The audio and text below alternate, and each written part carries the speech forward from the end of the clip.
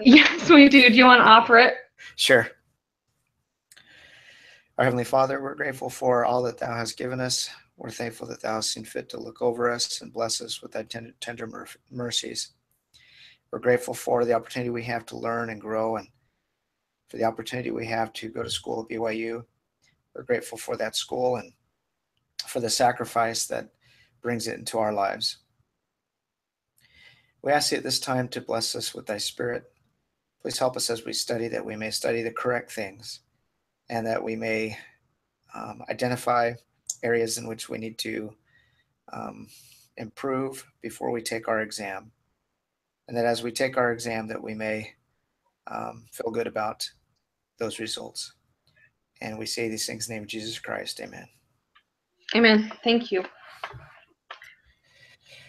Okay, so let me share this real quick here. Okay. And I honestly have no idea if this is going to help or not, but this is what I was thinking of putting on the back side of my 3x5 card. And so basically what this is a cause and effect sheet. And as I'm going through and I'm seeing these different scenarios, I'm placing them over here on the left-hand side under event. And then what an increase and a decrease would mean, like an increase of the sell of bonds or an increase of the buy in bonds, what would increase? So an increase in the buy bonds would increase the supply of money. The AD is the aggregate demand. He, I believe, is...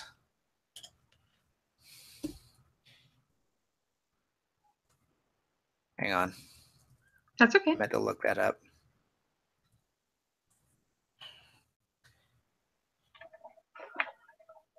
That's just basically the GDP. Okay. Or I guess maybe it's the real GDP. The real GDP. That's what I was wondering. That's brilliant. That's great. And then, so it goes through, not only does it go through like a lot of the events in the last chapter with whether it, and then over here on the right, you have demand curve and supply curve. And if it affects them, then I'm indicating that here where it may move it to the right or the left. So I think I have some more work to do here, but I think it's a good start. Can you send that to me and we'll just go through it and work through it together? Absolutely. I appreciate that. That's awesome. Spreadsheet. Do you know how to use Excel? Well, maybe a little bit. Just joking. Not nearly as much as I need to. Wow. Have you taken an Excel spreadsheet class? No, I've used it a lot, and I've even taught some basic classes, but it sounds like the one you're taking is just a nightmare. So I don't think I have to either. What's your degree? It's business management with an emphasis on entrepreneurship. On what? An emphasis on entrepreneurship. Yeah, that's mine too. So maybe I am going to take that class and I just don't know it yet. I would dare bet that you do. So yeah. Off the record, I'll save my homework for you. Oh, wow. That is it's nice. So at least you can, I mean, not to copy it, but sometimes it's just nice to see how somebody else did it and go, oh, that's how you got it. I mean, just even the smallest little steps. And my instructor, bless his, he is Danny, so remind great. me your email address. Oh, it's, let me just, I'm just going to put it up here and you can, I'll just have to send it to my Gmail. Are you gonna put it in chat? Yep, it should be sending. Oh, okay. Oh, you sent me an email? Say that again. You're breaking up a little bit. Did you send me an email? No, I just put it in this little, I'm pointing at it like you can see, this little chat dialog box. Let's see. Did you see it? Yeah, I do. Thank you.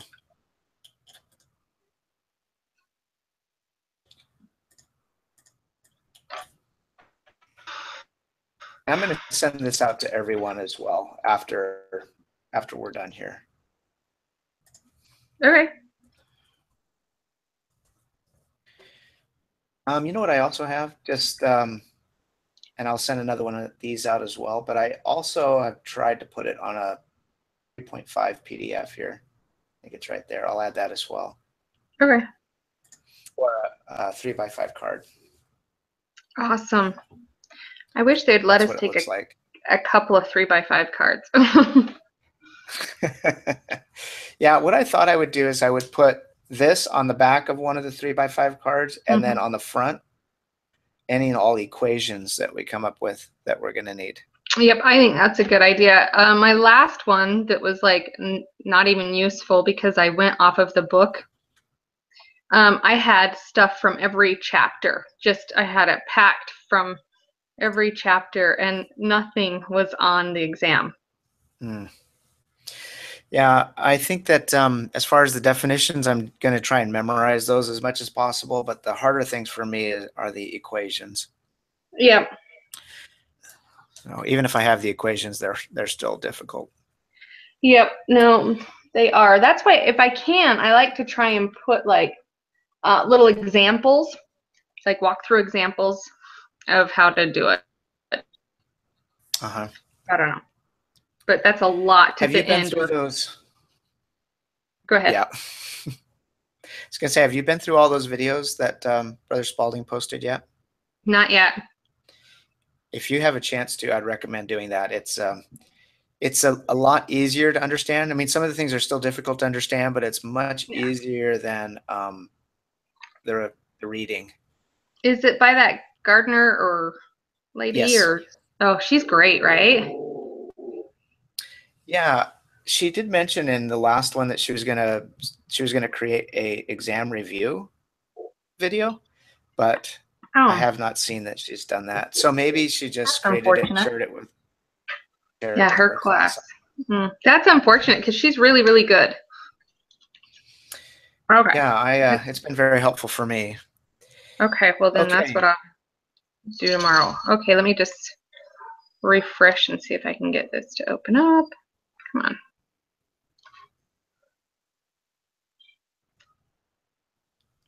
They're long though, so don't leave. You got to leave yourself enough time, and they're also they're tough to follow. After a while, your brain starts turning to mush. So I would, if I were going to do, I would spend probably 2 to 3 hours tonight on them, and then I would spend a couple hours tomorrow before the test. Okay. I haven't got that email yet. Oh, really? Let's see here.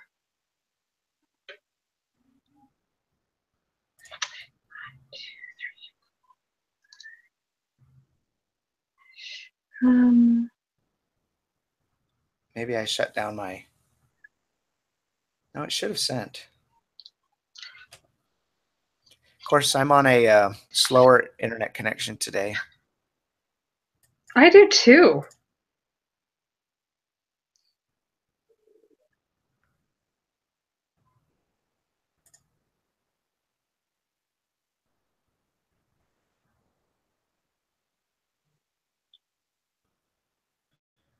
Oh, there it came through. Awesome.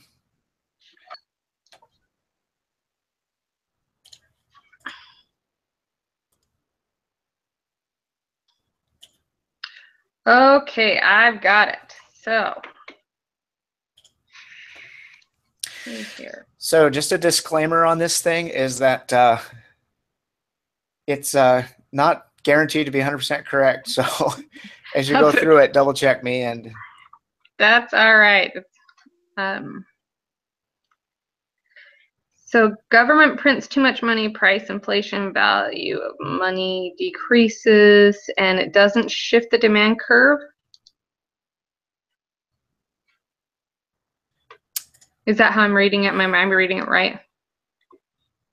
I don't think I quite got to that portion because this is not all based on the last chapter. If I find any condition increase or decrease, I'm adding it here. So this comes from, these might come from any of the 4 chapters.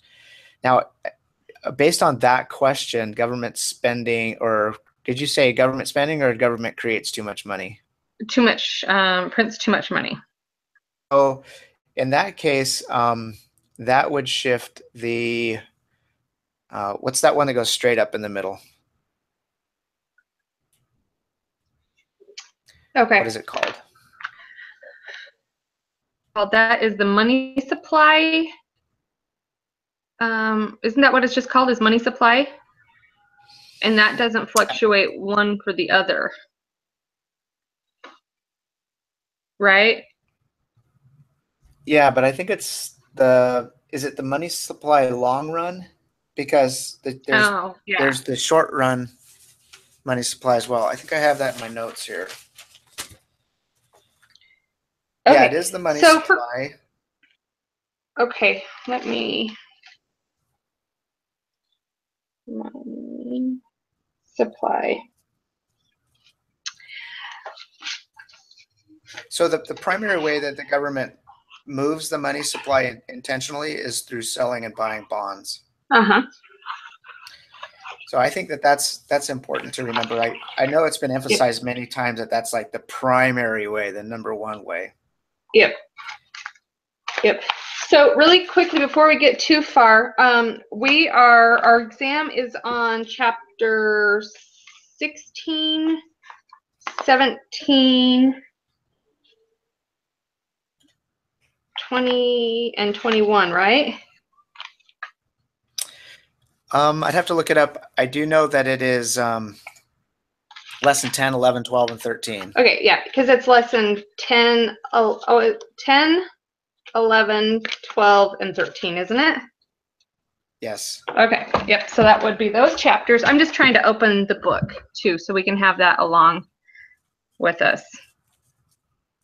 Good idea. I think that in a moment, what I'd like to do is, well, at some point, I'd like to go over vocabulary, and I think the book would be really good for that, because at the end of each chapter, it has like a summary of the vocabulary, right? Exactly. Yep, so I'm going to open that up really fast. Okay, so we'll start with chapter 16.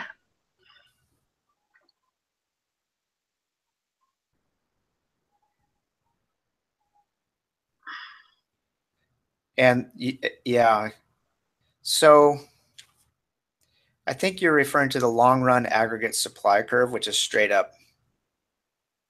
So when we say aggregate supply and aggregate demand, if there's a slope to it, it means that it's the short run.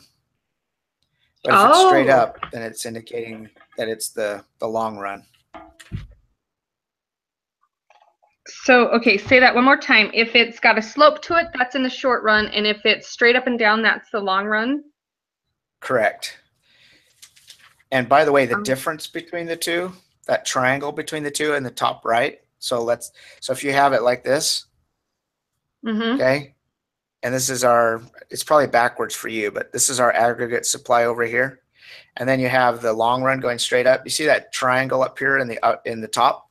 Yeah. Between my two hands. I don't know if you can see that. Yep. Well, that little area right there is called the inflationary gap. Oh, it is? Where's that at? I don't know. I'm just looking at it in my notes. Oh, I didn't see that. So I'm going to make a little triangle, that and that. And what's it called? It's the inflation what? Inflationary gap. Gap. Okay. Okay. Okay, I have chapter 16 open. Okay. Which lesson is that? Is that the first lesson, lesson 10? Lesson 10, chapter 16. So a lot with this one as far as the assets and the liabilities, that T-chart, and so. Right. So that's that T-chart is a bank statement. Uh-huh. which, as you said, shows the liabilities and the assets of the bank.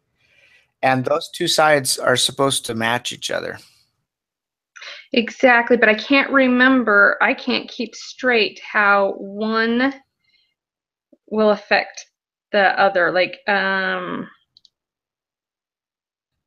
let's just look at the questions or the quiz. So,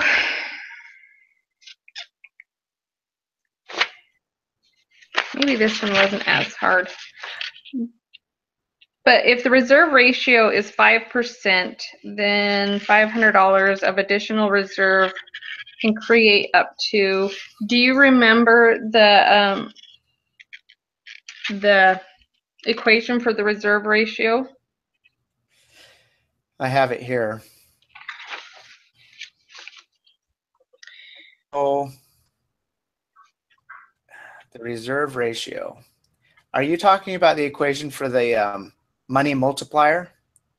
Nope, it's on chapter 16. It's just one of the questions from one of the group quizzes. But there is, I think there's supposed to be an equation for it. Okay, let's see here. So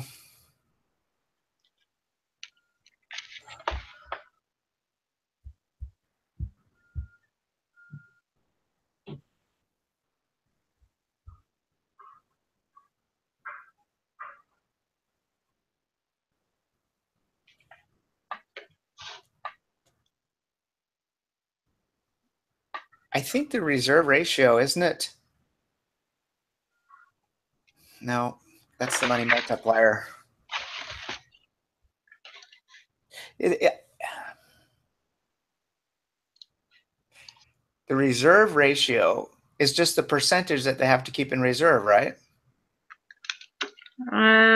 Yes, but let me.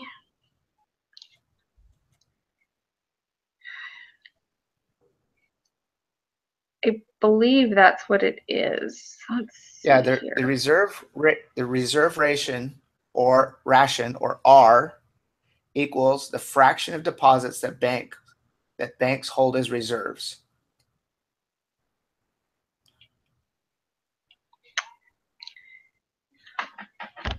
You get the reserve ration by dividing. You get the reserve ration or the reserve ratio by dividing reserves by the deposits. So it's reserves divided by deposits. Divided by deposits. Okay. And that's the ratio. So then the ratio is 5%, then $500 additional reserves can create up to. Yeah, that's there.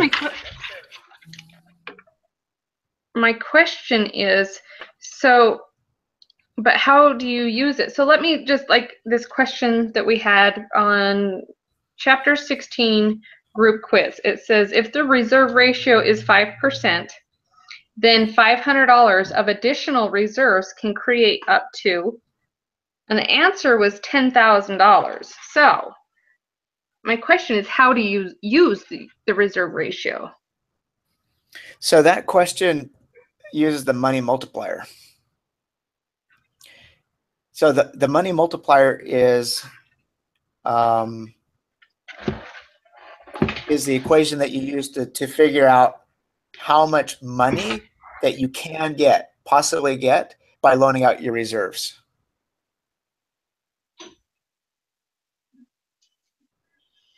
So I'm pretty sure that question refers to the money multiplier, which you need the reserve ratio for to figure out what the money multiplier is. Mm-hmm. And then you can figure out how much new money is created. So, but isn't the money multiplier? I mean, we just barely learned about the money multiplier, isn't in this last chapter? Isn't No, it was. We learned about that in the first or lesson 10. Did we? Oh, great. I know, it's all a blur. It is all a blur. Like, I told my mom, I'm like, you should ask me what I've learned in my econ class in the last 4 weeks. And she's like, what? And I'm like, I don't know. No idea. So, Nothing. so the first thing you want to do, let's focus first on what a reserve ratio is. Okay. And so there are two figures I think that they could be asking for when they talk about the reserve ratio. And one is, what is the bank's current reserve ratio? And another one is, what is the minimum reserve ratio? And the minimum is what they have to hold on to, right? Yeah, that's determined by the Federal Reserve. And they have to hold on to that. Why do they get stuck with a minimum? So that they can only lend up to that amount, or that they have to have that amount to counteract what they've loaned out? Is that what it is? No, it's the amount that they have to have left over after they've loaned all they can. Yep. Okay. That's so that banks don't overextend themselves and loan out more money than they've got and fail. That's what I thought. Yeah. So if you want to know what their reserve ratio is,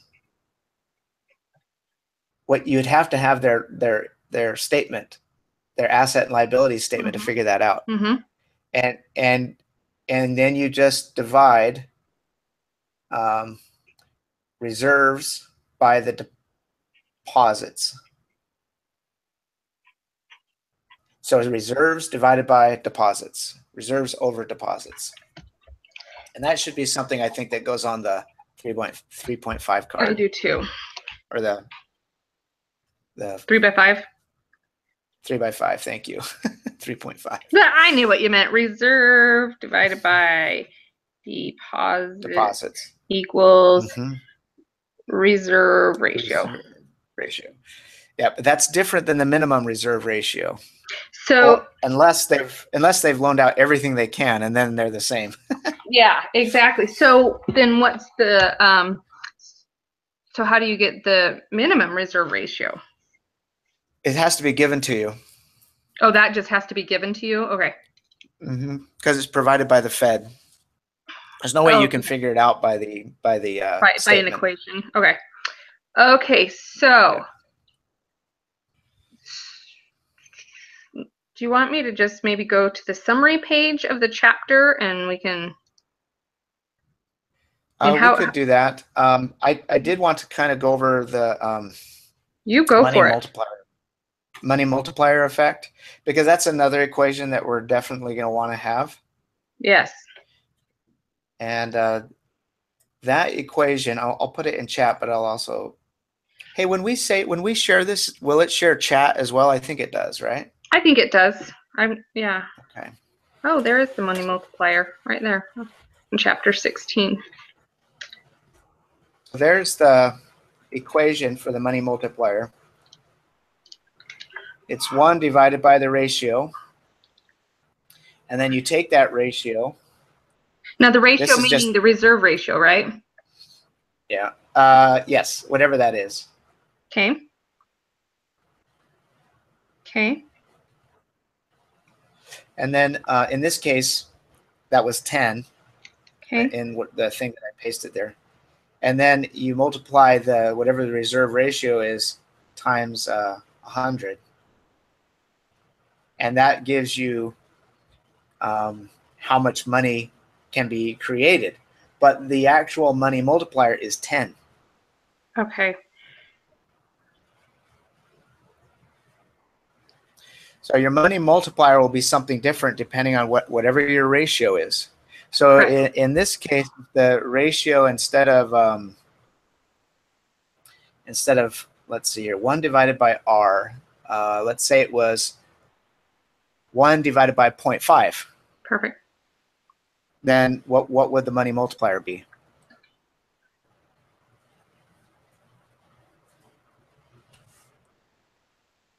Like Oh, I put too many. 1 divided by 0.5.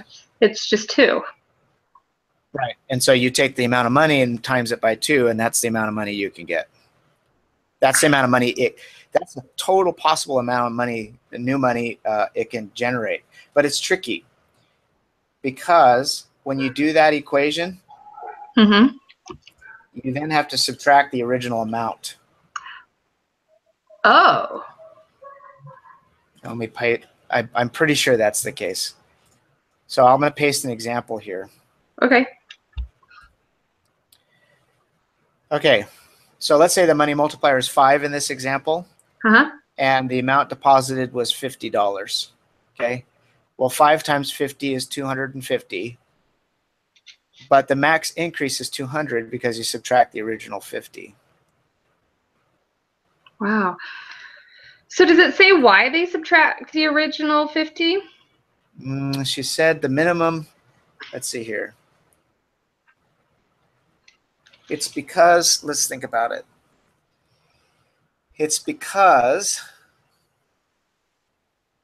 you're not actually increasing the money supply by that amount. You may have 250 when you're done. That makes but sense. You're not increasing it by that amount because 50 of it was deposited. That's the original amount you started with. That's the original amount you already had, so that's not included. No, that makes complete sense. I'm glad. It really does. Okay. It doesn't make a lot of sense to me, but okay, no, I'm just kidding. All right. Okay, so here's a scenario that was given on the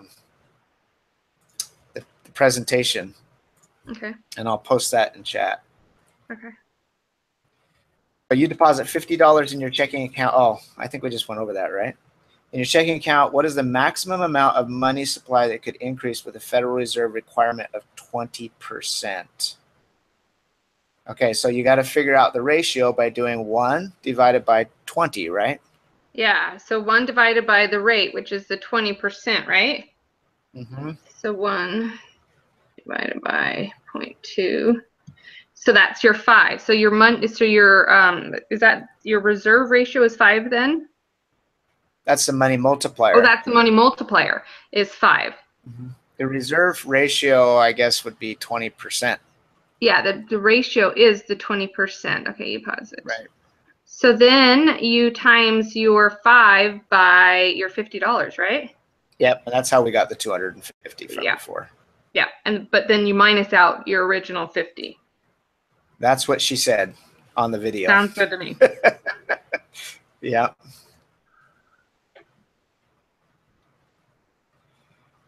Okay. Other things, let me just go through, because this is one chapter I did get a chance to study before we got together. So let me just go over a couple other things. Okay. Here. Okay. Do you know what bank capital is? I'm guessing that it's how much bank or capital bank has, right? Well, it depends on what you mean by capital, right? Because like banks have lots of money that don't belong to them. Sure, but it's They've got what they all kinds have. of. Yep, that's what like their partners and investors actually have in the business. It's not what people deposit and what they lend off of, right? It's what they have for their own backing. Correct. Okay. And the federal government has what's called a capital requirement, which means that they specify a minimum amount of capital intended to ensure that they are able to pay off their depositors. So that's different than the reserve requirement. There's also a capital requirement. Okay.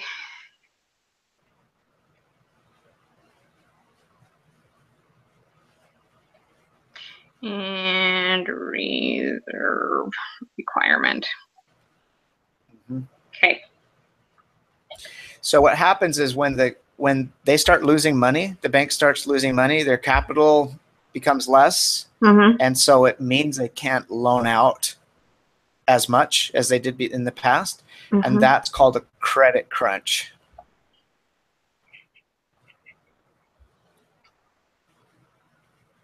Okay.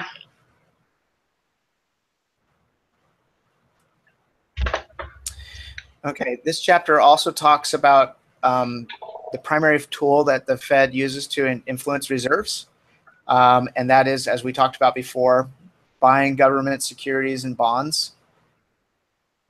And as they buy, they increase the reserves and ability to lend. Mm-hmm. And as they sell, they create cash, money supply. For the banks. Yeah. So sell, let's see here, decreases the money supply. So banks, it's weird because it's backwards from what we learned from previous chapters, isn't it? Like, isn't it that when the Fed wanted to increase the money supply, they would sell bonds to us? No, decrease. They would decrease. So the way I look at it is their money, they have all this cash and we need it. So they're buying bonds. So they're getting the bonds, we're getting their cash. Well, when we buy bonds from them? No, I thought that's no, excuse me. When we sell bonds, we get cash. Yeah. When they buy bonds, because we're selling bonds, then we get cash and they get the bonds. And that's how they increase the money supply. That's right. But it's different with banks. Oh, crap. It is. I think so. I mean, I have a hard time with these backwards forwards things, but because, all right, when banks sell bonds, normally that decreases the money supply. And so would that then decrease the ability for the bank to make loans? Well, yeah, because it would decrease their money supply. It would decrease everybody's money supply. Yeah. Okay. All right. So maybe it's not backwards. It just sounds backwards because we're talking about a bank instead of the government. Instead of us. Well, yeah. So, but in any event, when somebody is buying bonds, they're increasing someone's money supply. So when the government buys bonds, they increase the reserve's ability to lend. Yeah, because they're increasing the money supply, right? Yes. So when the government buys bonds, are they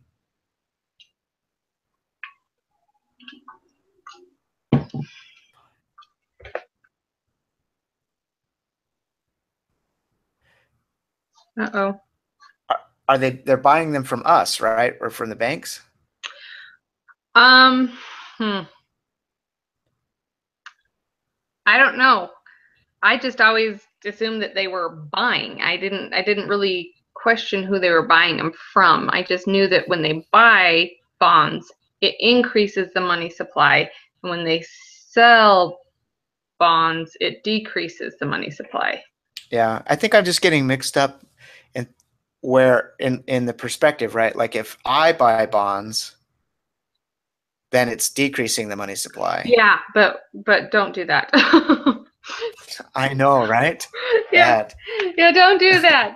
Don't mix those two up. Yeah, when it'll decrease your money supply, but yes. But when the federal government buys them, it gives us money. It gives like schools. It gives schools money when the government buys bonds and.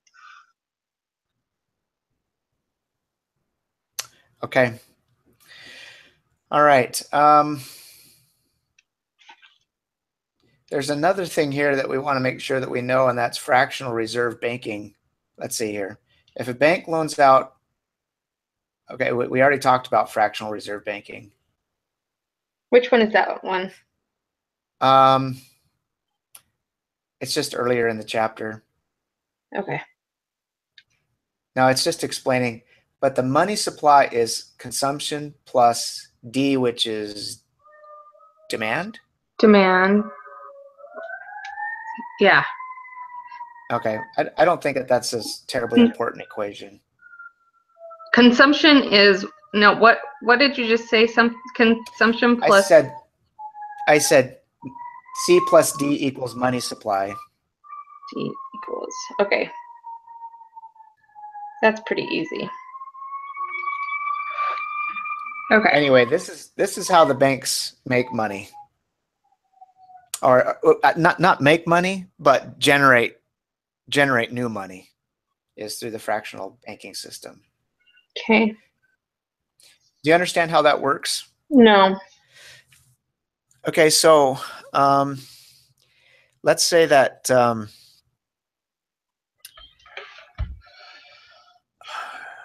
you give me $100 to keep it safe. So you deposit $100 to the Bank of Bradley. Perfect. Done. Okay. And I take 90 of that and I loan it to my wife. No, let's say I loan it to Prosner.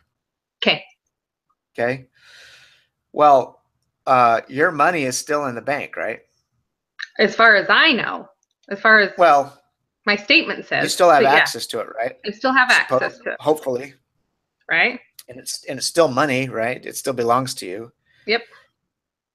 But Prosner now has $90 more money than he had before. Mm-hmm. So if you add your $100 plus Prosner's $90, what we started with was $100. Now we have $190. Correct. And so that's what they're talking about when they say that fractional reserve banking is how the banks generate new money. But I don't understand how, if we both call our money back, how we can both have it back, because he got 90 out of my 100. So if I want all 100 of mine back, that would take. It's because there's a million people just like you that are not calling their money back. Okay. And so that's why it's called a bank, because they're banking on the fact that not everybody's going to ask for their money back all at once. Right. Okay. So everybody is lending to everybody. So everybody is kind of an investor and a lender. I mean, well, you're just depositing in your money in the bank and getting terrible interest rates on it. Mm-hmm. But what the bank is doing is it's taking and it's saying, Danny usually gives us $10,000 a month because she works 2 jobs. Yeah. And so I think we can count on that every single month. And so I think we can lend, this much of it out. So okay. that's how the fractional reserve banking system works. Now, it's important to understand, though, that it creates money, but it does not create wealth. So Prosner, when he got that money, he's no more wealthy than he was before he got that money, because it's debt. Exactly. Yeah. So, and he has an interest rate to pay on it. Right.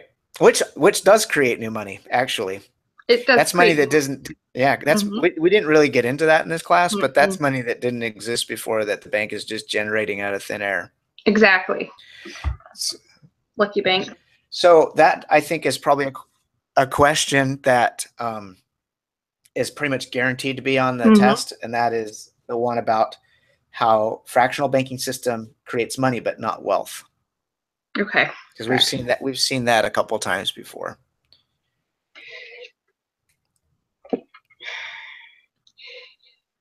Excuse me, but not well. Okay, so and that's how. So you would, what was it? Take my money plus Prosner's money, and that's how it generates more money. Yeah. So the way the multiplier effect works is that you give me $100 to keep it safe. I then loan 90 of that to Prosner, and let's say Prosner then takes that $90 and puts it in the bank, the whole $90. Well, then that bank, if the ratio is 10%, the reserve ratio is 10%, then they're able to loan out 81 of those dollars. So that's another $81 that was generated on your initial $100 deposit. Okay. And so let's say they loan that to John, and then John takes that money and he puts it in the bank. And then that's another $8.1 taken, held in reserve. So $81 minus 8.1 is something like I don't know, 73, somewhere around that. That then they will lend out, right? So that's another 70 some odd dollars added to the money generated from your initial deposit. Mm-hmm.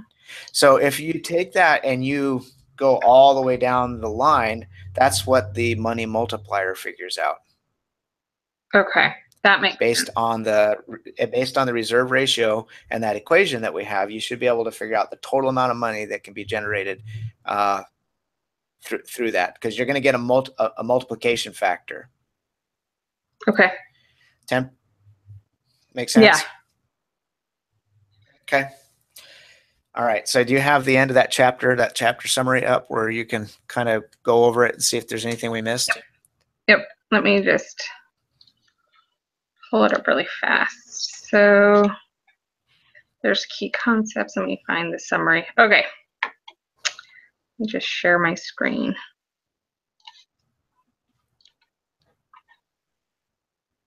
Woo. Yeah. There we go. All right. The term money refers to assets that people regularly use to buy goods and service. I got that. Money serves don't confuse it with like a bartering system. And do you remember what gives money its value and the different types of value that can be associated to money? I know that, let's see. There's like a commodity value. Yeah, there's a commodity value and there's a fiat value, right? Yes. And then there's a Yep. So the only reason store value. A what? A store of value, isn't that? A store value, yeah. So the commodity value is what you can trade for that money. Yeah. Or I guess if money was tied to a commodity like gold, then the gold would be 1-to-1 commodity value. Yeah. It's its intrinsic value, but our money isn't based on gold anymore ever since Nixon, and so now it has no value except for what the government tells us it has. And that's why it's fiat money, right? Yeah, exactly. And the other thing that gives money its value is what is the people that are trading dollars on the stock exchange. Mm-hmm. So, okay. Let's see here. Yeah. Do you feel like you need to go over anything on that, or do you feel like you have a good grasp on all that? I think I have a decent grasp. Bank depositors. Okay. On this one, I think this one was fairly less complex than the other ones. Yeah. All right. Let's go to the next chapter. So that would be chapter 17.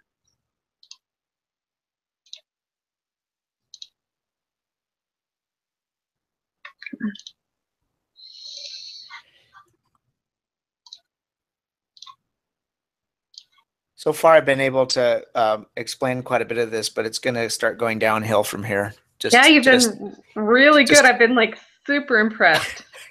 Just as a fair warning. That's all right. We'll stumble through the rest of it. Okay.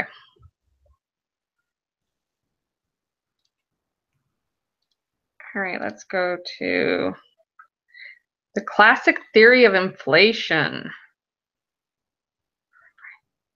Value of the money.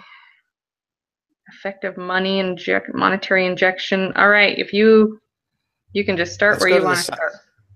Let's go to the summary. Okay.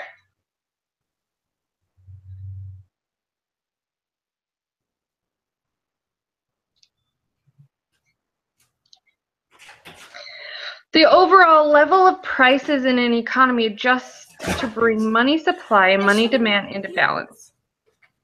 When I've been dancing in these suckers. Oh my goodness. Sorry, Danny. That's okay. That's so cute.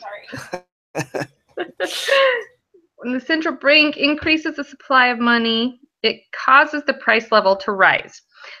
So that makes sense, because when there's so much money to be had, then everybody has it, and so prices are going to rise. So if you go to my chart that I sent you, yep, there is a money supply increase It increases consumption, investment, aggregate demand, lending, and inflation.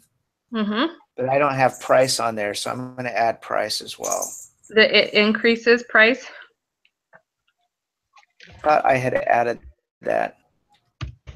So that would mean subsequently that they supply decrease would decrease the price as well. So I'm going to put price on the decrease side on money supply decrease. Okay, that looks good. Okay. Oops, sorry. I forgot I was sharing my screen. Look like the mirror at this temple. It does. It looks exactly like that. Okay. The principle of monetary neutrality asserts that changes in the quantity of money influence nominal variables, but not real variables. Okay. Do you have that down good, the difference between nominal and real? Let me just state it again for the record. So nominal is the face value. Mm-hmm. So our nominal wages is just whatever we're getting paid. Our nominal inflation is whatever inflation's at. Nominal interest is whatever interest is at. But real interest takes into account the past trends and the increase of GDP and things like that to indicate whether we're better off or worse off. Yep. That's how I understood it. Is nominal is face value. I mean, it is what it is. Mm-hmm. So. But real is based on like historical. Let's see. Is there the long? Yeah, real is based more like on the long. Yeah. Let's see here. Okay. Most accounts believe that monetary neutrality. So what is monetary neutrality? So monetary neutrality is the idea, you know how when inflation goes up and the price of a candy bar goes up and everybody goes, dang, man, why is the price of a candy bar going up? Like me, I just said to my wife the other day, I said, I'm not buying a candy bar unless it's 50 cents the way it was when 20 years ago. Right? Exactly. and so people think that because the price goes up that they're actually worse off. But in reality, that's not the case. So if you take in effect, like an account, the wages have gone up as well. Mm-hmm. Okay. Then the candy bar really cost me the same. Okay. And so the idea is that while the price numbers may change, the product, what you get, or the amount of product you get for something else always stays the same. Kind of like if I can trade, I don't know, I just thought of this. I'm tired, I guess. If I can trade 2 candy bars for a fish, then the fish costs 2 candy bars. 2 candy bars, or my candy bar costs half a fish, right? And it doesn't matter what the price is. The price could go up to $1,000 a candy bar. It still has a value of half a fish. Okay. And that's what it means. That's what it means by, what was the term again? Monetary neutrality. Monetary neutrality, right. Okay. Nope, that makes perfect sense. All right. The government can pay for some of its spending simply by printing money. When countries rely heavily on this inflation tax, the result is hyperinflation. I got that. One application of the principle of monetary neutrality is the Fisher effect. According to the Fisher effect, when the inflation rate rises, the nominal interest rate rises by the same amount, so the real interest rate remains the same. Yeah, there's an equation that goes along with that. Yeah. Do you know what it is? Unfortunately. Oh, actually, this one is not too bad. I'll type it here. Okay. I think it's basically what you just said. It's nominal interest rate equals inflation rate plus real interest rate. There you are. So nominal interest rate equals, so it's really like the other one. Nominal rate equals inflation plus real. I mean, that's what we learned in the past chapters, right? Yeah, and I think that's why we end up with money neutrality. Okay, that makes sense. I mean, it would. So, all right, let's see. Many people think inflation makes them poor because it raises the cost. What they have, this view is fallacy. Because inflation also raises nominal income, which that makes sense. It doesn't feel good just because it doesn't look good, but it is good. I mean, it's a thing.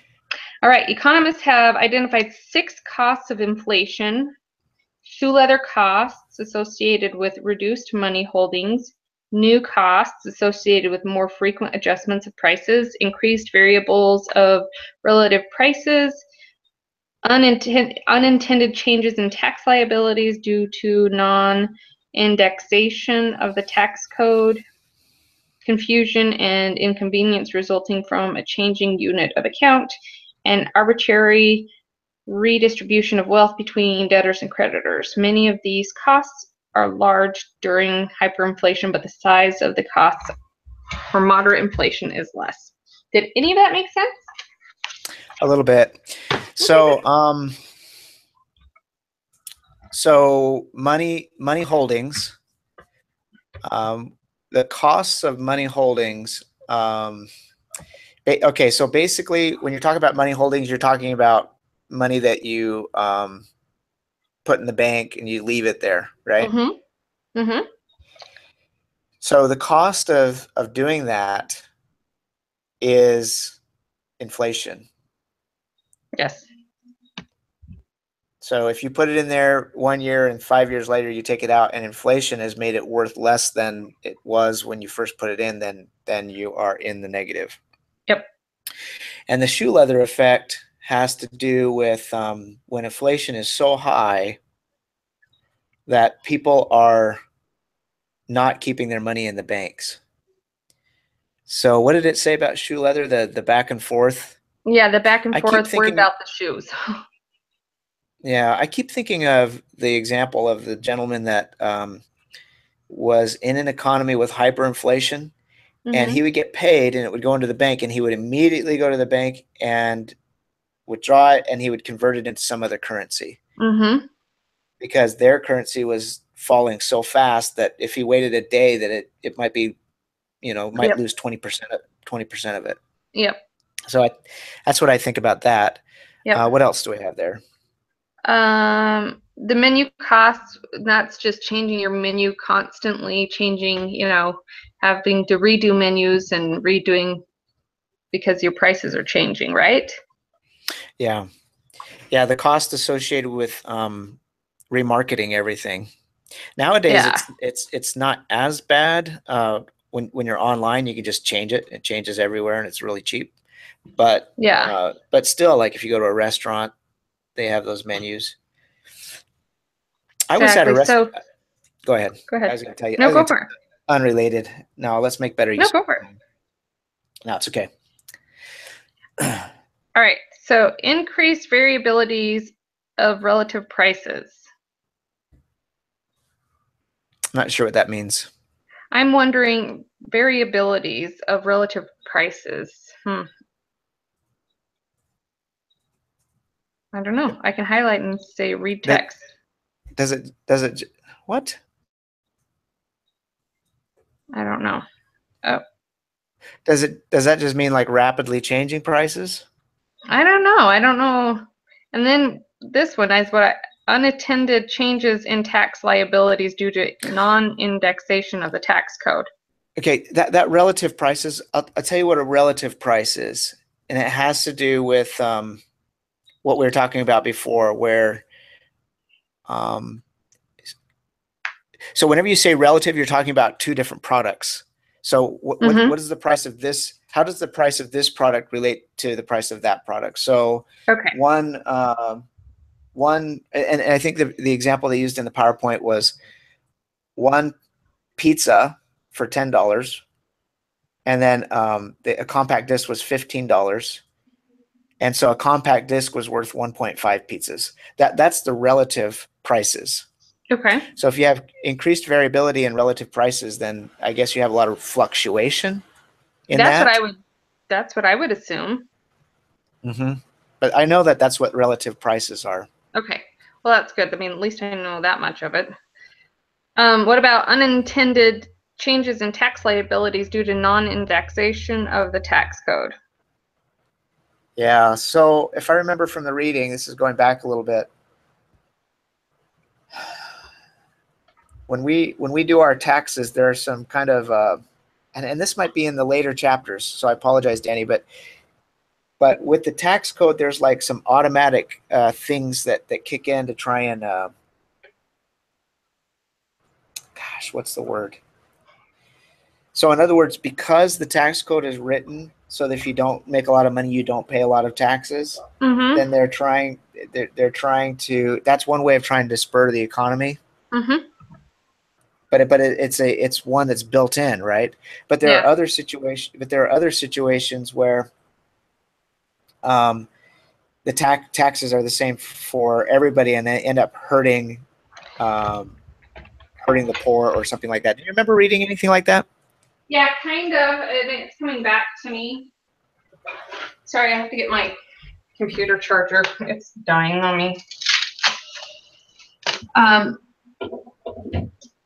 I remember reading something similar to it, but I can't remember. I mean, these chapters just like blended together.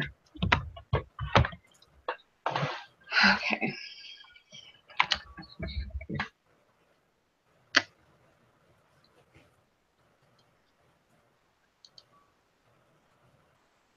Okay.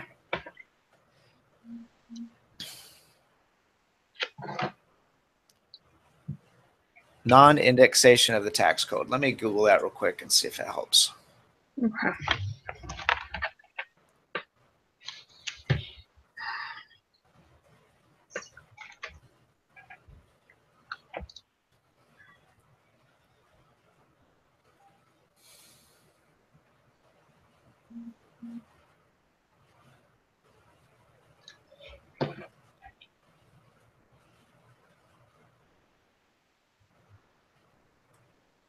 Oh, yeah.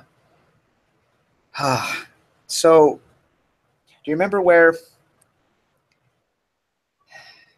it said that in certain cases when you're taxed, that the tax code does not account for inflation? Oh, yeah. So, if you hold money and the money grows with interest, you're taxed on that full amount of interest. This is it. You're taxed on that full amount of interest, where to be fair, they should reduce the amount by the inflation numbers. Exactly. But they don't. That's the non-indexation of the tax code, right? Yep. Okay, that makes sense. I forgot all about that.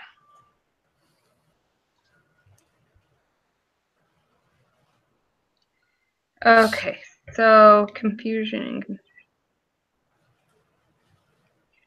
Count.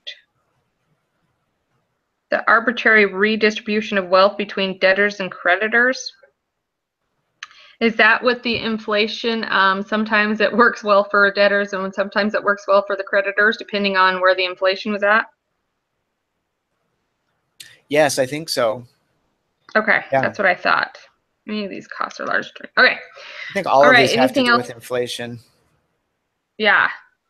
So anything else in 17 you want to look at? No, let's see. Is this the chapter with the velocity of money?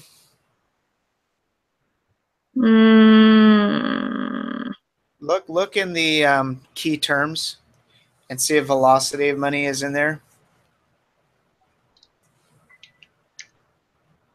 Yes, it is. The rate at which money Gross. changes hands. Yeah. Do you remember that one? No, I just remember that it's the rate at which money changes hand, but I can't remember how to do it. Let's see here. So the equation for the velocity of money, Okay. and if you click on that, it might give it to us. Okay, let's see here. Nope. It just gives the definition. Isn't that silly? Let's see if we can do this. Okay, velocity of money is V equals P times Y divided by N. Yeah. This is something that you're going to want to understand. And this is an equation that we want to add to our 3x5 card. Yes, and you also want to know how to do it backwards too. Really? And yes. Yeah, because like this right here, it shows you how to do it backwards. You know, well, not really, but kind of. Yeah, so I can tell you a little bit about that. So, no, never mind, I can't. Because on some of our questions, it actually had it backwards, that you had to, like on the group quiz, it said if M equals 2,000, P equals 2.25, and Y equals 6,000, what is velocity? Oh, that's doing it the right way. I can tell you, Danny, that she goes over it in the video. She uses an example, and she goes over it step by step. And that is in the video that is lesson 11, chapter 17, and it's at 19 minutes and 15 seconds. 1950 video. 15. Okay, 15. 15, yeah. Okay. And by the way,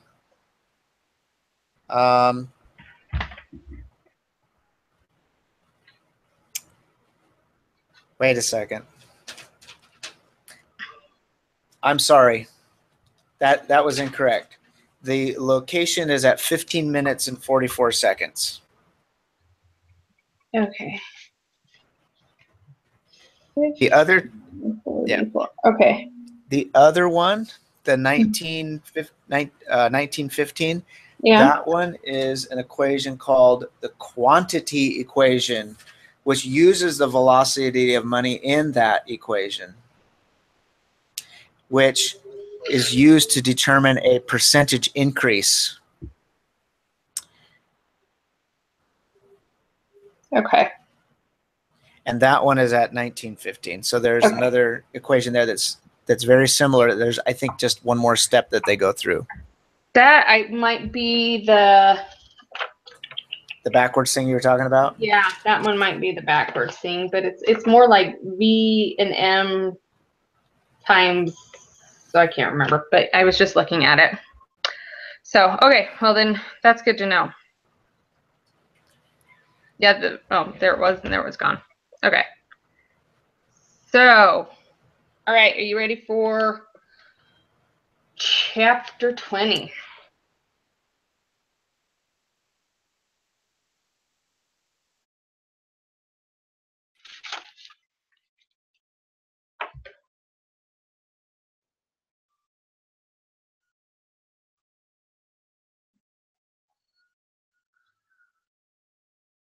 Did I lose you? Are you there? Yes, I lost you for a moment.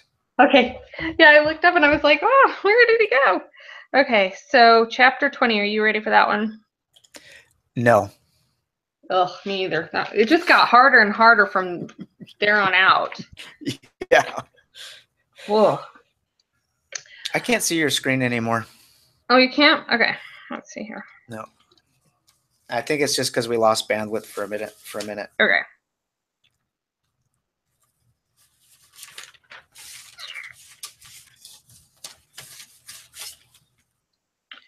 All right. Is that better? No. But that's all right. Here, I'll tell you what. You I can't will see log. it yet? No, all I see is your profile picture. Oh, that's weird. So I will tell you what. Let me log in, and we can just follow along with each other. Okay.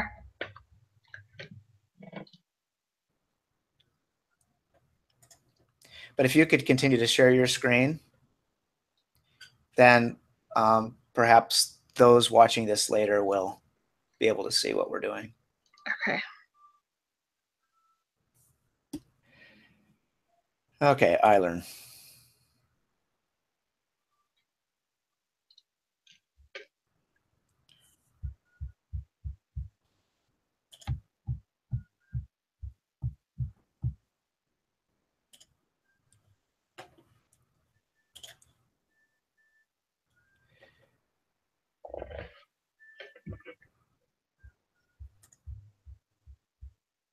Oh, darn it. I didn't do the quiz on Saturday. Looks like I can still do it though. You can? Oh, I didn't do the extra credit on Oh, Thursday. that you cannot do for any I credit. know. I was so mad because I was thinking that it was due Friday. Yeah, I still haven't done the lesson 13 quiz. Shame on me. Or the application activity, the selfie. Oh, Okay. well, I think I did that one. The quiz was hard though. I'm not lying. I was just like, this is ridiculously hard. So yeah, the homework was pretty tough too. So lesson 12 is the one we're on right now, right? Yes, lesson 12, chapter 20. Okay. And I'm just in the chapter introduction, aggregate demand and aggregate supply.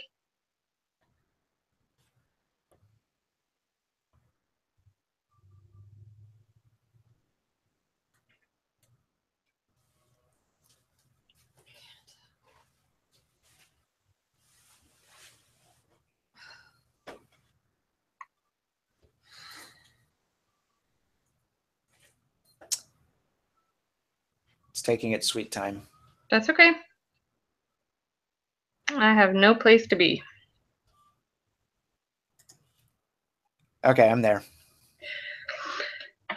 Okay, so the fluctuations are irregular and unpredictable. I mean, you got that, right? Explaining short-run economic fluctuations. Mm-hmm. So what are short-run economic fluctuations? What consists of a short-run economic fluctuation? By the way, I think it's really important for us to remember that the U.S. economy, as measured by real GDP, has grown by 3% per year. That's something that keeps coming up, and I would be very surprised if that wasn't on the exam. Yeah, that it grows 3% per year, the real GDP. Right. I'm going to put that on a note, put on my note card. GDP, 3% per. So I had it on my note card for last exam, and it wasn't on there because I thought for sure that it would be on there too. Yeah. They have a way of surprising us. I gave them such a nasty review. I even finished my review with, "You should be ashamed of yourselves." Oh no. I was so mad that they don't let you take the test through this from Synergy or whatever it's called. I think they should produce our tests, or we should, yeah, I just think that it's an unfair disadvantage to have two different types of learning programs. Yeah, I made the point that I got A's on all my homework and less than that on my exams, and so Exactly. there's a problem. That's a huge problem, and but I ended it with, "You should be ashamed of yourselves." Hey, Prosner, welcome. Yay, Prosner!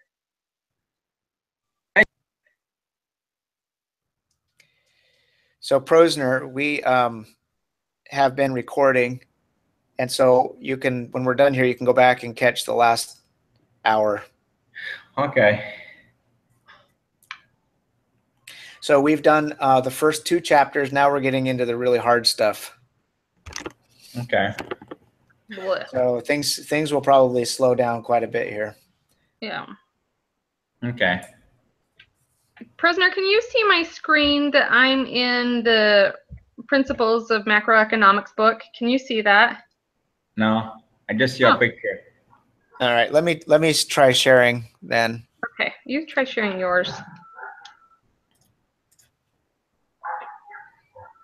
Okay. You can see that now? Okay. He can Yeah. see it now. Mm-hmm. Oh. Now I can't see anything but my big fat head. But that's all right. As long as you can see it, I can follow along in the book. Okay. We must have had a big glitch when we glitched out. Okay. Okay, so All right. So what causes short-run fluctuations in economic activity? that's let's see here.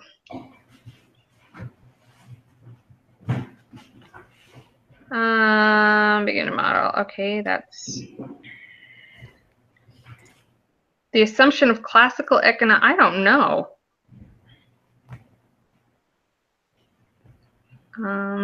Pretty sure. I think. Well, I can make guesses, but I don't want to guess. No. Most important macroeconomic variables in the long run. Chapter 12 explains the level of growth and productivity. Hey, Danny, how about we go to the summary, since that's going to contain a lot of the answers, and then we can discuss areas maybe where we're unclear instead of just addressing vague questions at the beginning of the chapter. Perfect. That works great for me. Okay. Okay, so are you at chapter review? I am at chapter review summary. All societies experience short-run economic fluctuations around long-run trends. These fluctuations are irregular and largely unpredictable. When recessions do occur, oh, that's right, real GDP and other measures of income, spending, and production fall, and unemployment rises. So, okay, let me show Prosner real quick here that chart, and I think I should probably send it to him because I think it's going to become a lot more applicable here. I think it will too. So Prosner, just real quick here, I made this little chart, and on the left-hand side we have event like buy bonds, sell bonds, interest rate, increase, decrease, oil prices, stagflation, taxes. And then I have an increase column and a decrease column. So when we buy bonds, what increases and what decreases? Okay. When the government prints too much money, what increases, what decreases? And then where it affects the demand and supply curve, I've indicated that way over here on the right. And so the idea here is that we print this out really super small on the back of a 3x5 card and take it with us. Okay. To the exam. So let me actually, Danny, do you want to send Prosner? Can you just forward it to him? Yep. Let's see here. So as we go through here, let's update this. Yep. Okay, let me.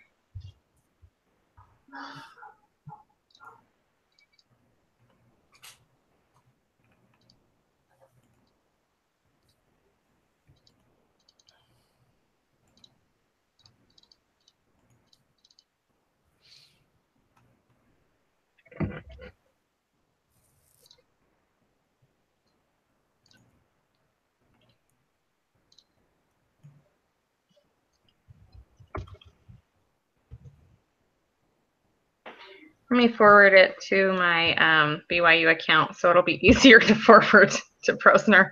Sorry, I should have had you just send it there that first time. Oh, good, it's already here.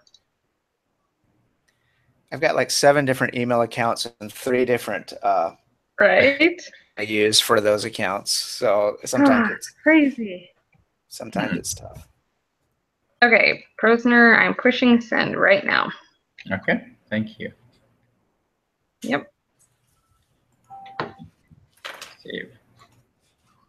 You got it? Okay.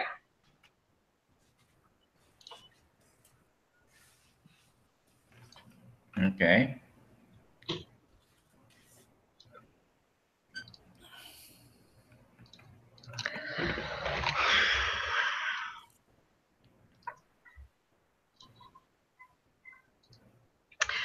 Okay.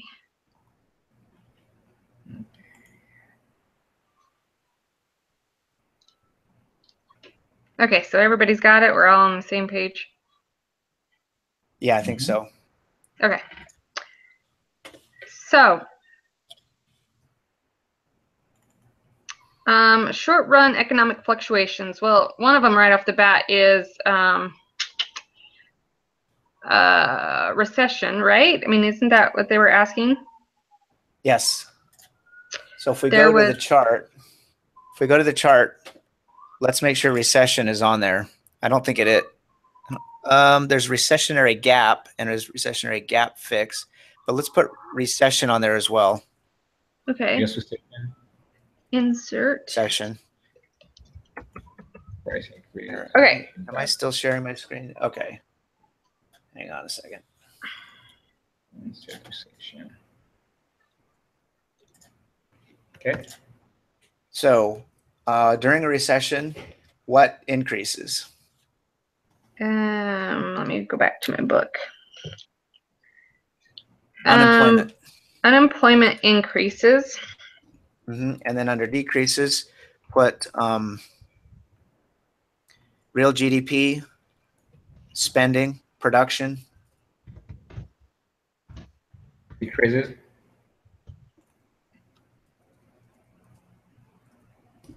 What'd you say, Prosner?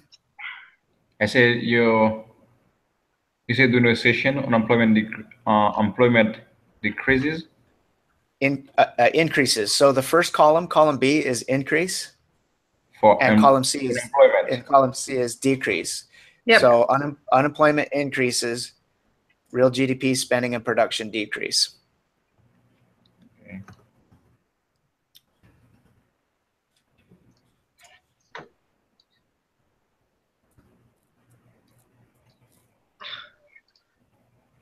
Okay, everybody ready to continue yet? Yeah, but just give me just a second. I'm trying to make it so both things are open at the same time. Okay. Yeah. Almost. Sorry. So do you have deflation? No.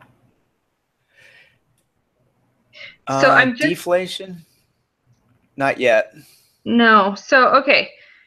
So unemployment rises. Okay. So classical economic theory is based on the assumption that nominal variables such as money supply and price level do not influence real variables such as output and employment. Right. That's very much like what we were talking about before. What was it called before? Tell me. Which part? When we were talking about how We were talking about nominal rate and real rate. No, we were talking about the unchanging nature of the value of things. What was it? I forget now.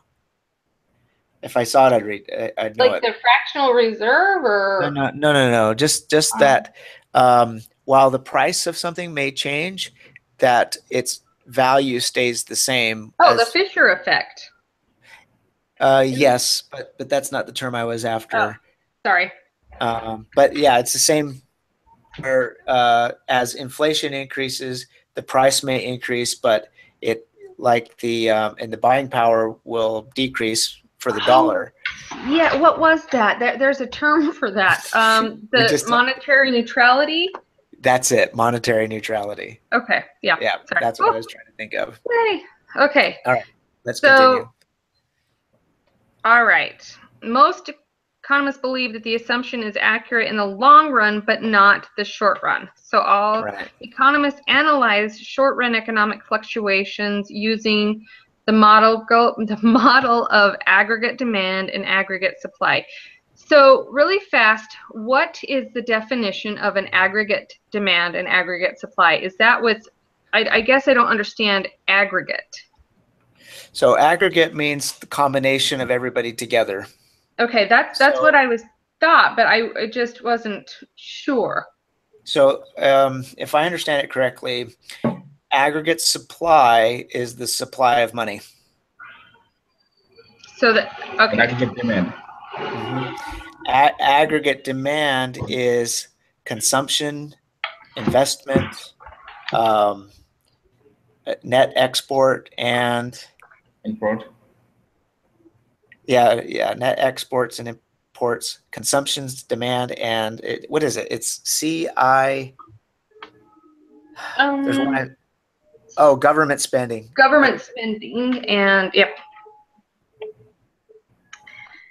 Yeah, we'll probably need to put that on our card too. I'm sure it will. So all of that together is the aggregate influences the aggregate demand. Okay.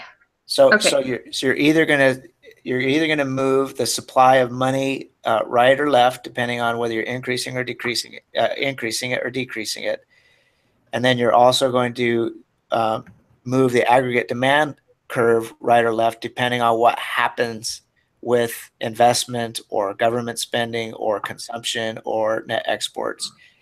And then there's a line right down the middle, which was the long run demand of money, right? Yeah. That goes straight up. Yep. So the demand, I was telling Danny earlier, Posner, that the demand that goes to the right or that slants to the right, that is a short run in the aggregate demand. So what's the difference between long run aggregate demand and the supply of money? I think there's Oh. Oh no, excuse me. What's the difference between long run aggregate supply and the supply of money? I think they're just two different graphs, to be honest. That's what I was getting to, because to They're me not they the do same thing. Huh? Yeah, they're not the same thing. They're not, but they on the graph they do the same thing. Because they both Yeah, they go straight up. straight up and down. Right. So I think it's very uncommon that we'll see long run aggregate supply, but it's more common that we're going to see money supply line. Yep. So we just need to figure out what's going to move the money supply right or left. And that is going to influence the money demand, which then in turn influences the output and the price and stagflation and inflation and all that stuff. Okay. Okay. Okay, so here is another bullet point. The aggregate demand curve slopes downward for 3 reasons. The first is the wealth effect, which is a lower price level raises the real value of households' money holding, which stimulates consumer spending. So let's talk about really fast the real value household money holdings. What does that mean? Does that mean the money that you have in your pocket as opposed to the money you have in the bank, or is it what you have in the bank as opposed to what you have invested in the stock market?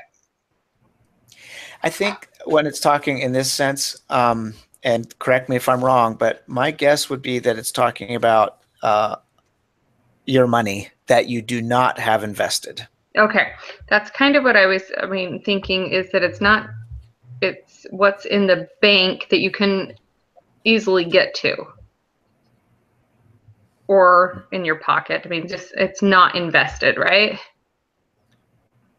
Right. Okay. What is it called? M1 and M2? For the chart? You remember seeing those?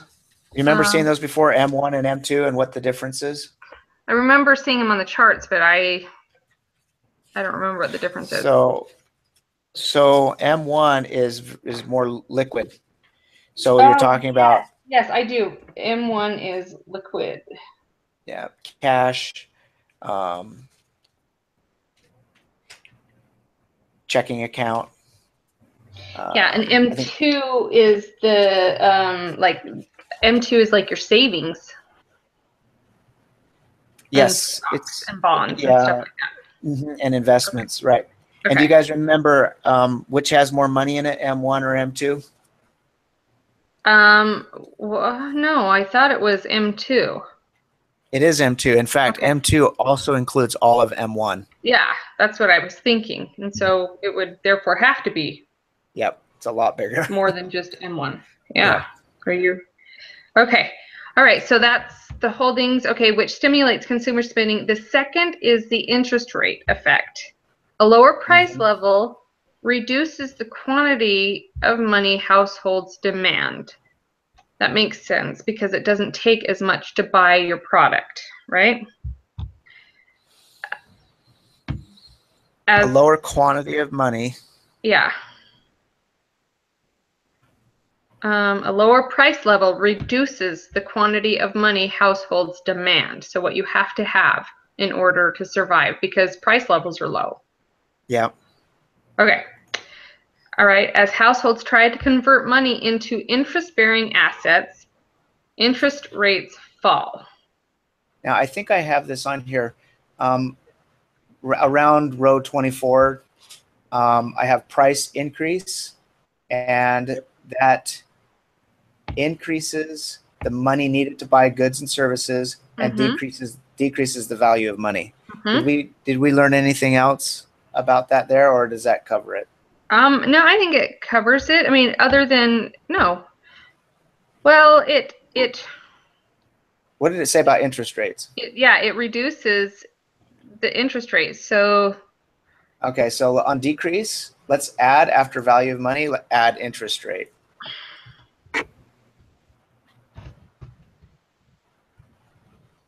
okay. So price increase. Let's see. But this is talking about the lower price level. So this isn't a price increase, this is a price decrease, right? The lower price level reduces the quantity of money.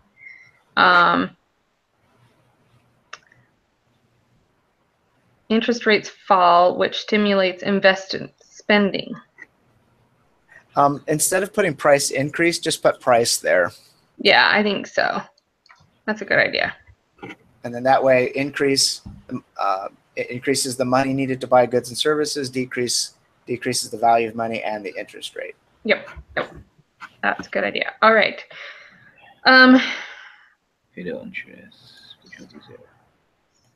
Okay, so the third is the exchange rate effect.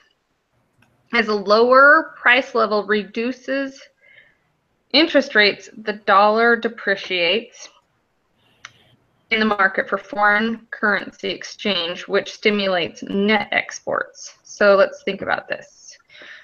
Go to your chart, go to the chart and go to like row 5. Exchange rate effect there it is net export and it decreases. Oh, perfect.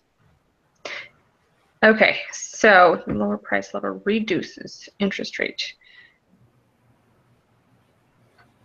Do we put that on there for price? Yep. It decreases interest rate. Okay, good. All right, the next bullet, if you guys are ready. Any event or policy that raises consumption, investment, government purchases, or net exports at a given price level increases aggregate demand.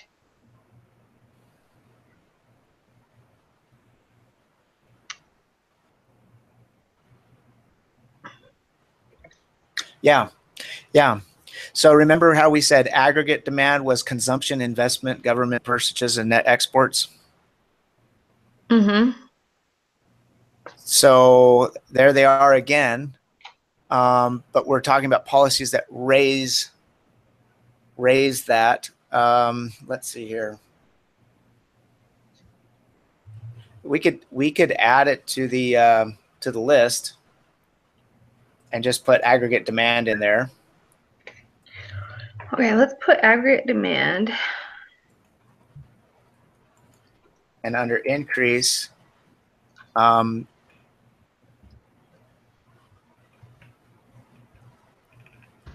policies that raise consumption, investment, government spending.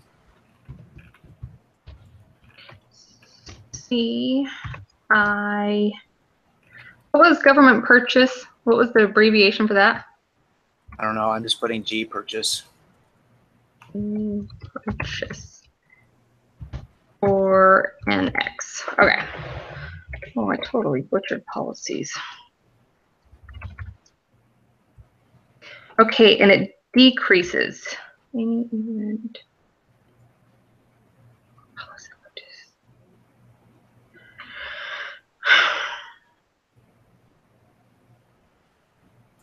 let's see here. Aggregate demand. Now, this is going to have, I think we might want to put 2 of these. I think so too.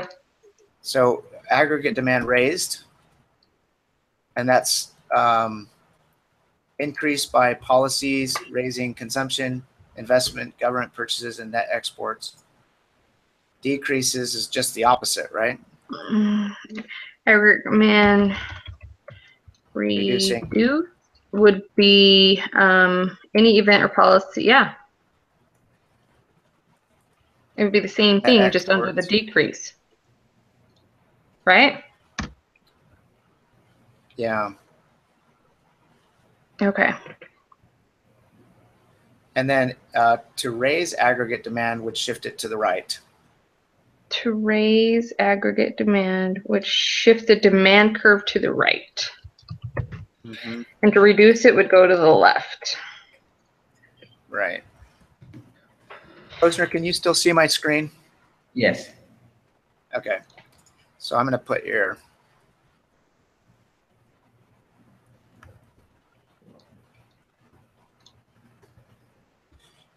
Let's see here. This isn't making sense exactly.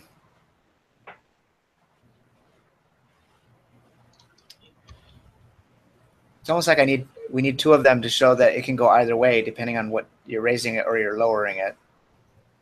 I put 2. I put aggregate demand raised and aggregate demand reduced. Okay, and you just switch these around? Mm-hmm. Yep, I put on the increase, and then I copied that stuff right down onto the decreased for the reduced. Just like that? I don't know. I can't see. Let me find you guys again. I hit you. No, I can't see you. Oh, there it is. Yep, that's exactly what I did, but except that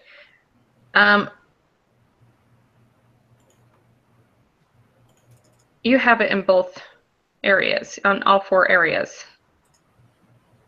I have what? Policies raised, CIG, and then you have it in the increase and decrease for both the demand and the lowered, or the raised and the lowered. One is raising, one is reducing. Oh, yeah. Okay. I know they look the same. Yep, they look the same. So I did the same thing. Okay, policy raises. Let's see where it is. Okay. I mean, it's not ideal, but I think it'll work. Okay.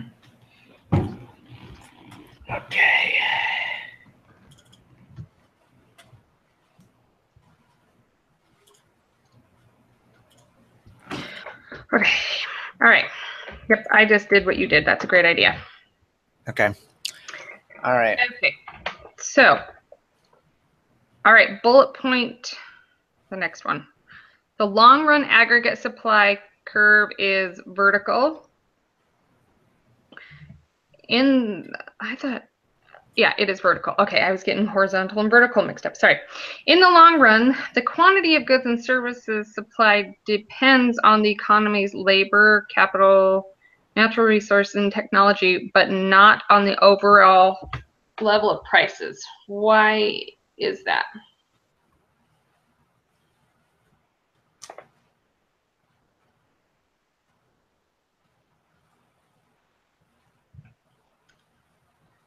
I think it has the same thing, has to do with the same thing that we're talking about, because in the short run, as interest rates rise or fall, and as inflation rises, then yeah, it hurts because there's a catch-up effect where the salaries don't automatically adjust when inflation hits. Sure. But in the long run, it does catch up, and so it all equals out because things like labor, capital, and natural resources don't change. Oh, that makes sense. Yes. Okay, but price levels do in the short run, but in the long run, it doesn't affect. The price levels change in the short run and in the long run. Yeah. But it just stings. It hurts in the short run. In the short run and not the long run. Right. The long run, everything equals out because hopefully you're getting paid more because the prices of everything went up. Exactly. Okay. And that's, I think, the most important thing to remember about this one is the areas that don't change, like capital, natural resources, and technology. If you remember that those don't change with the change and fluctuation in prices and inflation, then I think then you're good to go there. Okay. Yep. Okay. So then the next is 3 theories have been proposed to explain the upward slope of the short-run aggregate supply curve. According to the sticky wage theory, an unexpected fall in the price level temporarily raises real wages, which induces firms to reduce employment and production. According to the sticky price theory, an unexpected fall in the price level leaves some firms with prices that are temporarily too high, which reduces their sales and causes them to cut back production. The sticky price theory, wasn't that about the agreements with your workers and stuff? No, I think it's the same thing that we were talking about, where when inflation happens and it takes a while for things to catch up. So this is talking about just the opposite, where prices are falling and your employer thinks, oh my gosh, prices are falling, and so I need to start laying off workers. Where it says firms with prices that are temporarily too high, which reduce their sales and cause them to cut back on production. And also, I mean, that would be laying off workers too. Yeah. Okay. Unexpected fall in the, go ahead. Yeah. So, according to the misperception theory, an unexpected fall in the price level leads suppliers to mistakenly believe that their relative prices have fallen, which induces them to reduce production. All 3 theories imply that output deviates from its natural level when the actual price level deviates from the price level that people expect. In the short run, right? Yes, in the short run.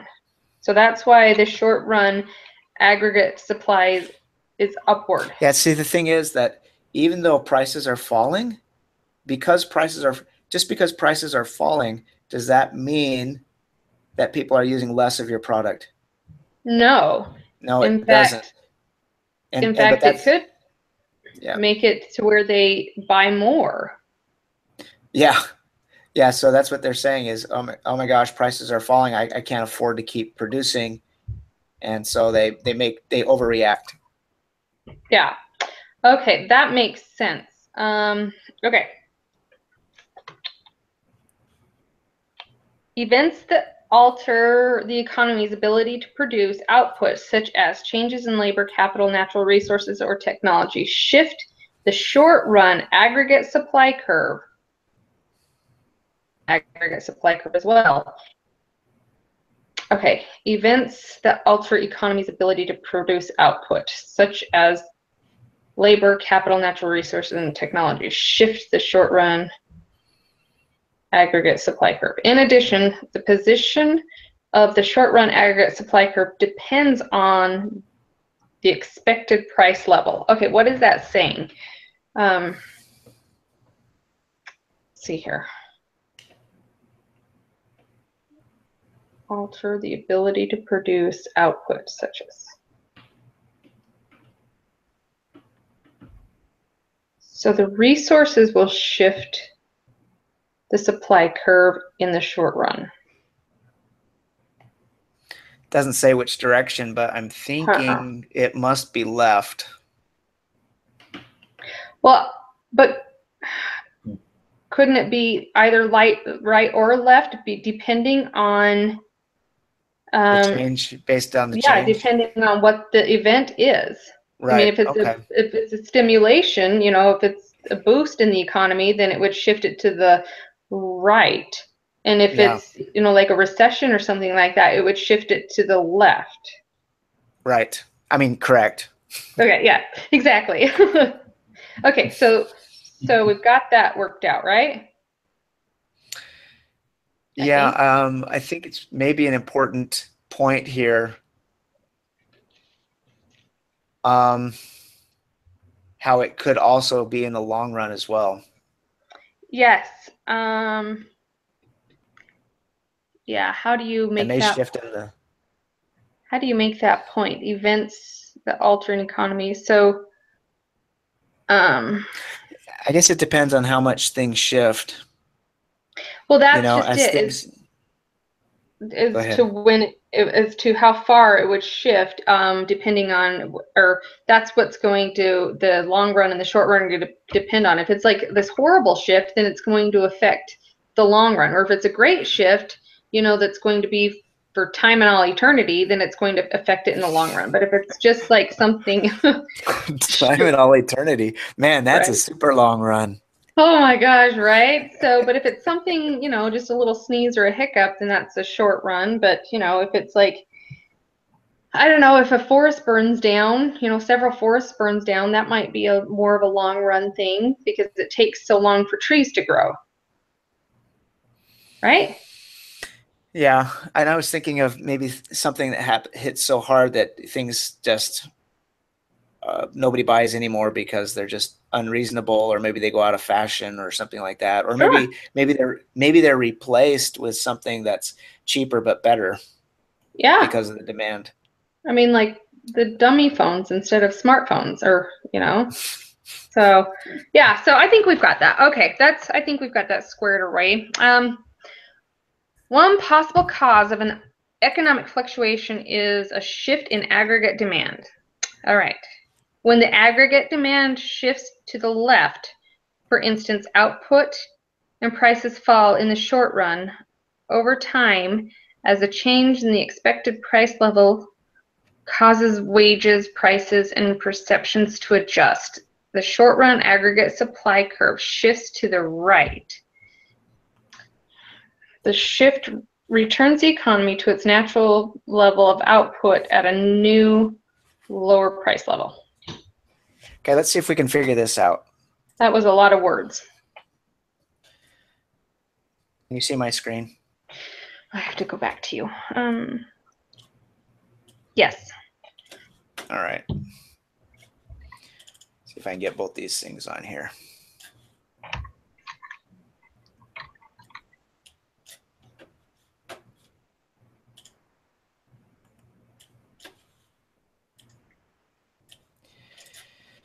Okay, so let's draw a graph here. And so we've got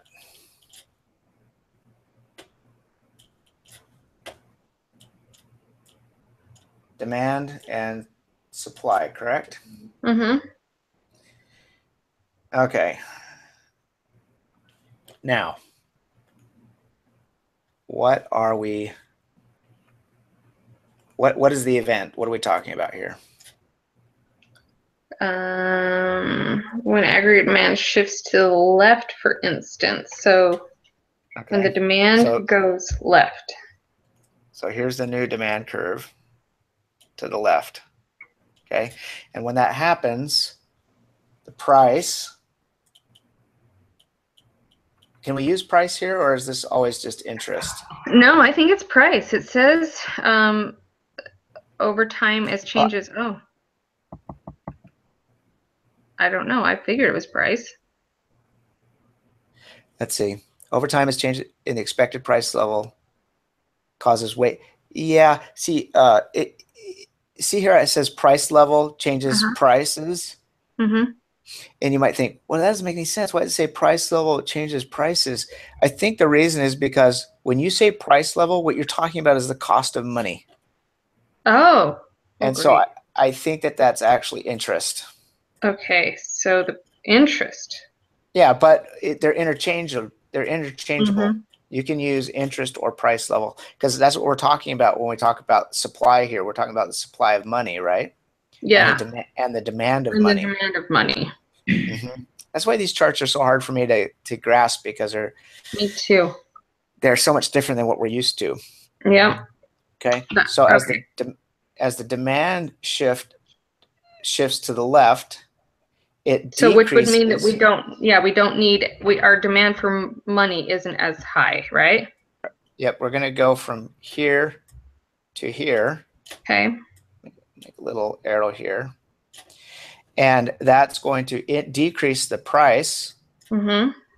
the new price, this is the interest rate, okay, mm-hmm. of money, as well as, let's see here. It doesn't, or does it? Yeah, as well as the, okay, down at the bottom here, this is the, what is it called? The, what's the bottom axis called? Or the production. Like production, or let's see. Let me see if I can find a chart really fast. It is the output. Output. Okay. So. Yep, it's the output. Okay. So you can see here also it reduces the output as well. You see, because it was here. And it reduced it to here. So a shift in the demand curve to the left reduces price and output. Okay. Makes sense? That makes sense. Yeah. Okay. So now what's the rest of the question? I don't know. I forgot. Okay. Over time, as change in the expected price level or interest rate causes wages, prices, perception to adjust to the short run aggregate supply curve shifts to the right. So the supply curve will shift to the right.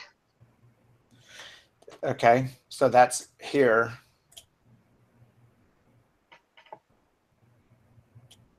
Okay. Okay. The shift returns the economy to its natural level of output, which is here. That circle I just drew. Yeah. Because before, oh, you can't see it. We're only, we have a line, but we're not touching both the supply and the demand very well. We're not in equilibrium. Whereas after right?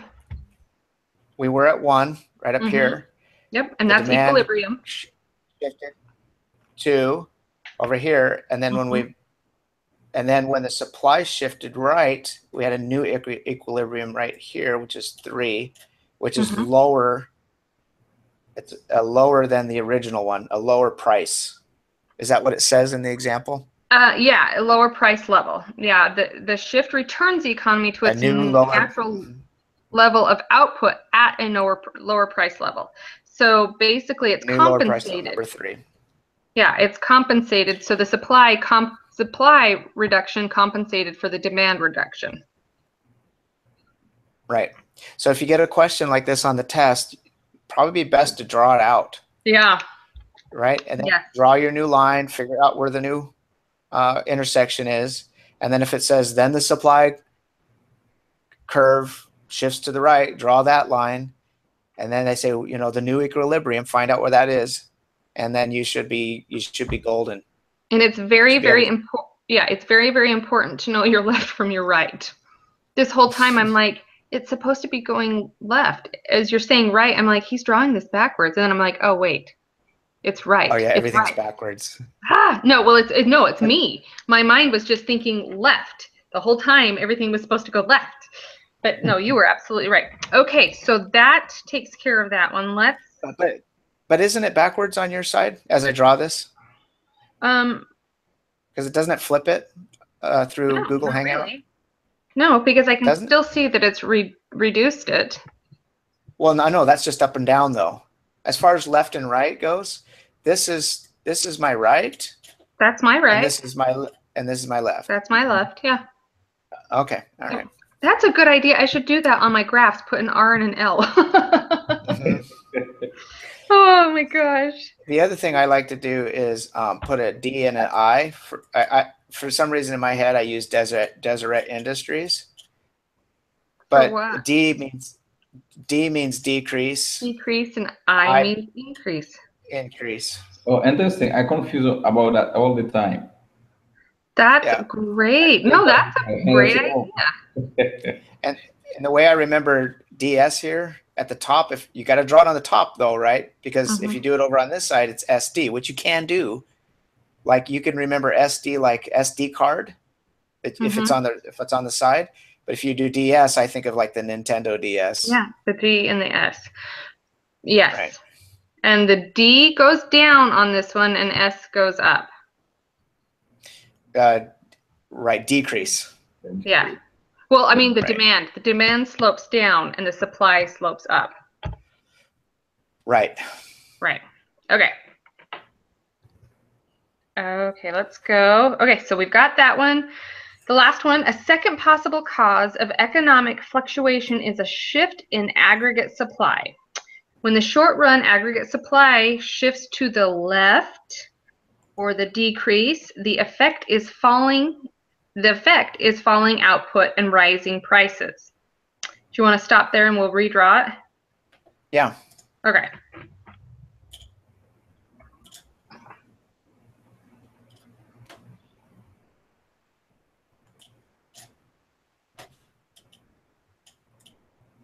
Right. Price / interest. Yep. Okay. And then I'm going to put DS for my Nintendo system. Your S is going to go up. Okay. Okay. And then the bottom one was Output. Output. Okay. Okay. And it said when the short run aggregate supply curve shifts to the left. So it. Okay.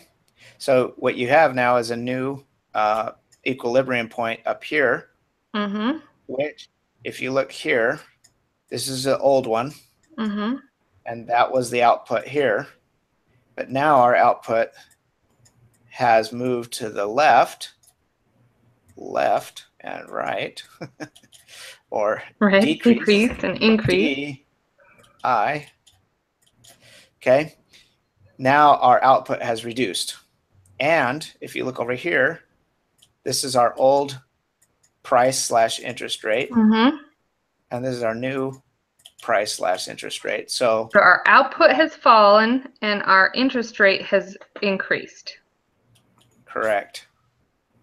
Okay, now what does it say? Okay.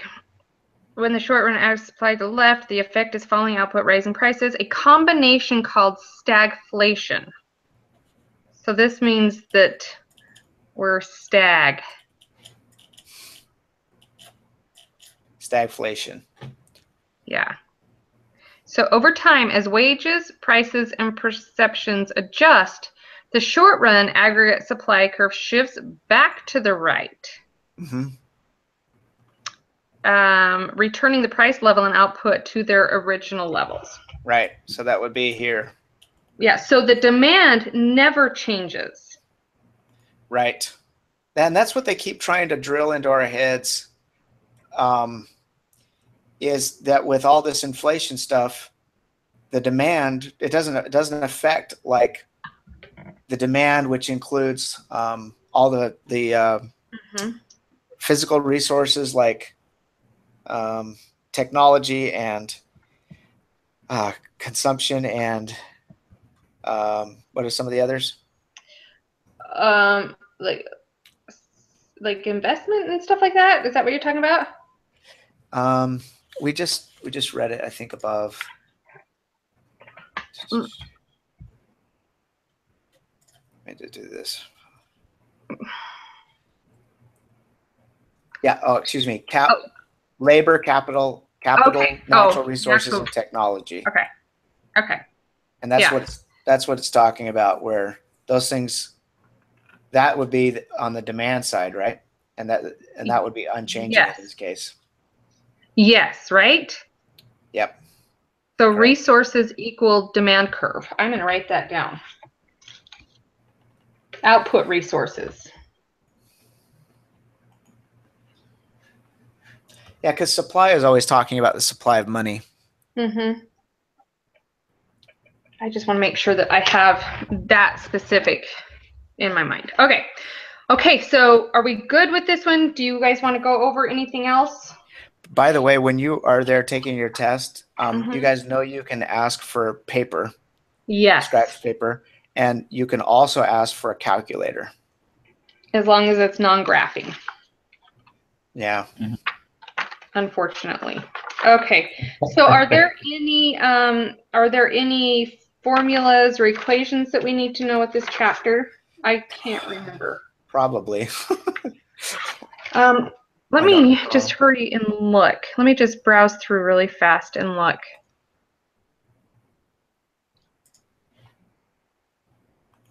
I wish they had this is really big.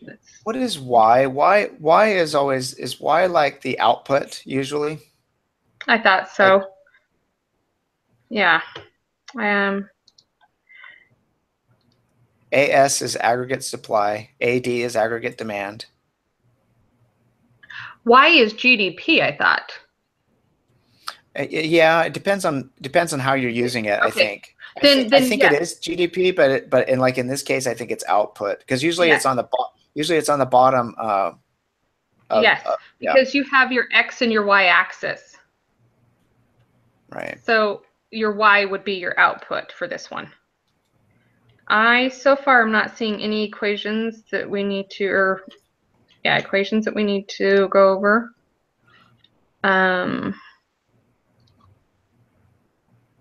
I wish we would have done these study groups through all 3 exams. This is really helping. Yeah. The only thing that it has for the formula is the one that we already have, Y equals C plus I plus G plus NX. Right. Okay, so we know that one. Nothing there. Nothing there. Nothing there. Sorry.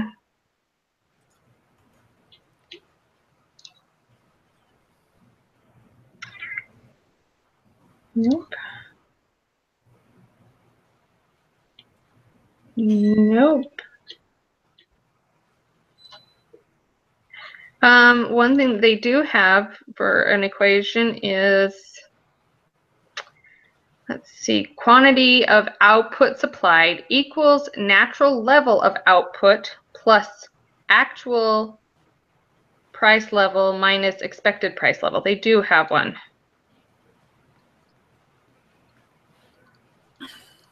You want to put that in the text area?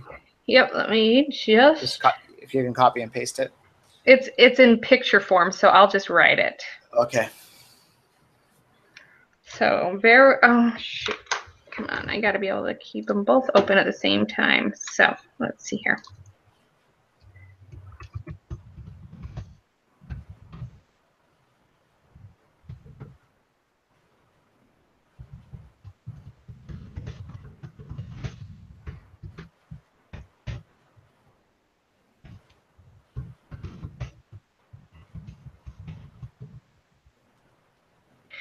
Minus.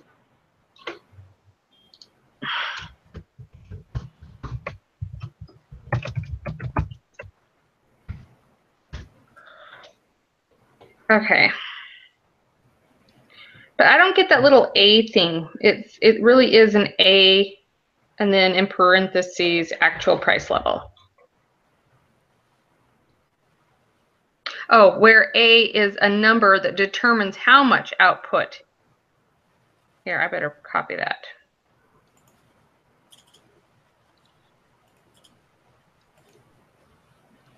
So let's talk about this formula and what it does. Can we do that really fast? Okay. Okay, economists debate which of these theories is correct and is very possible each contains an element of truth. For our purposes in this book, the similarities of the theories are more important than the differences. All three theories suggest that output deviates in the short run from its natural level when the actual price level deviates from the price level that people had expected to prevail. We can express this mathematically as follows. Quantity of output supplied equals natural level of output. So what people... I think what it means by natural level... Okay. I think what it means by natural level of output are what we were talking about before with what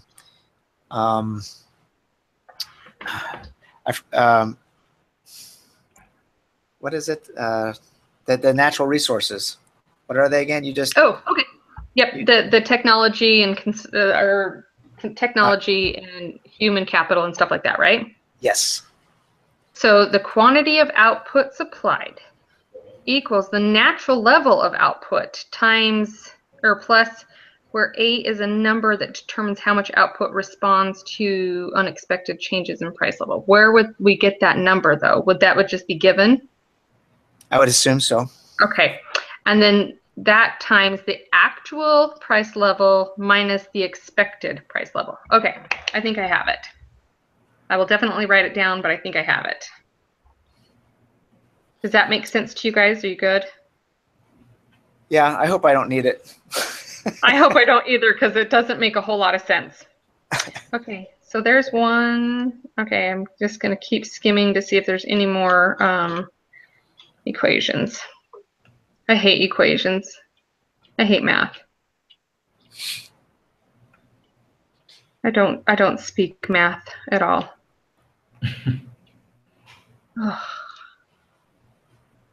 Okay, there's nothing on this page. I promise you I'm almost done. Nothing there. Okay, nope, no more for chapter 20. You ready to move along to chapter 21? There's one other thing I wanted to look at, and that is on page number 20-3B.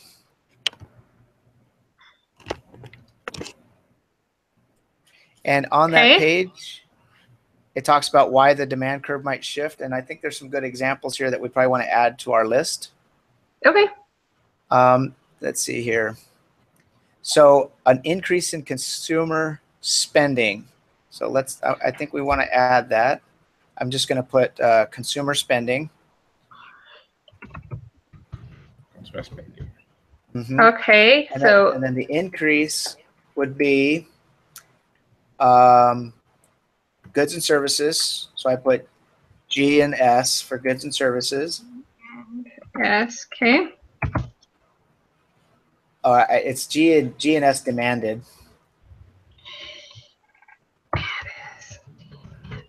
Okay. And as far as consumer spending, so a decrease would be the opposite. So how would you say that? I guess it would just be goods and services demanded again, increased and decreased. Okay. But I think the thing I really wanted to catch here is it shifts. The aggregate demand curve shifts to the right. Well, now how would that work? I'm just going to put AD right. Yeah, but it only applies if it increases. So you'd have to put consumer spending increases at the first. Yep, in consumers. spending increase, and I'm going to put it in caps. Consumer spending increase is the demand to the right. And that's the first column. Yep. And does that make sense? If consumer spending increases, the demand, yeah, it would naturally go to the right, which would increase the demand. Yeah, and that would also increase the output too, because then you have to produce more, correct? Yes. Okay. Yep, I'm good. That makes sense to me. Okay, and then the next one, let's see here.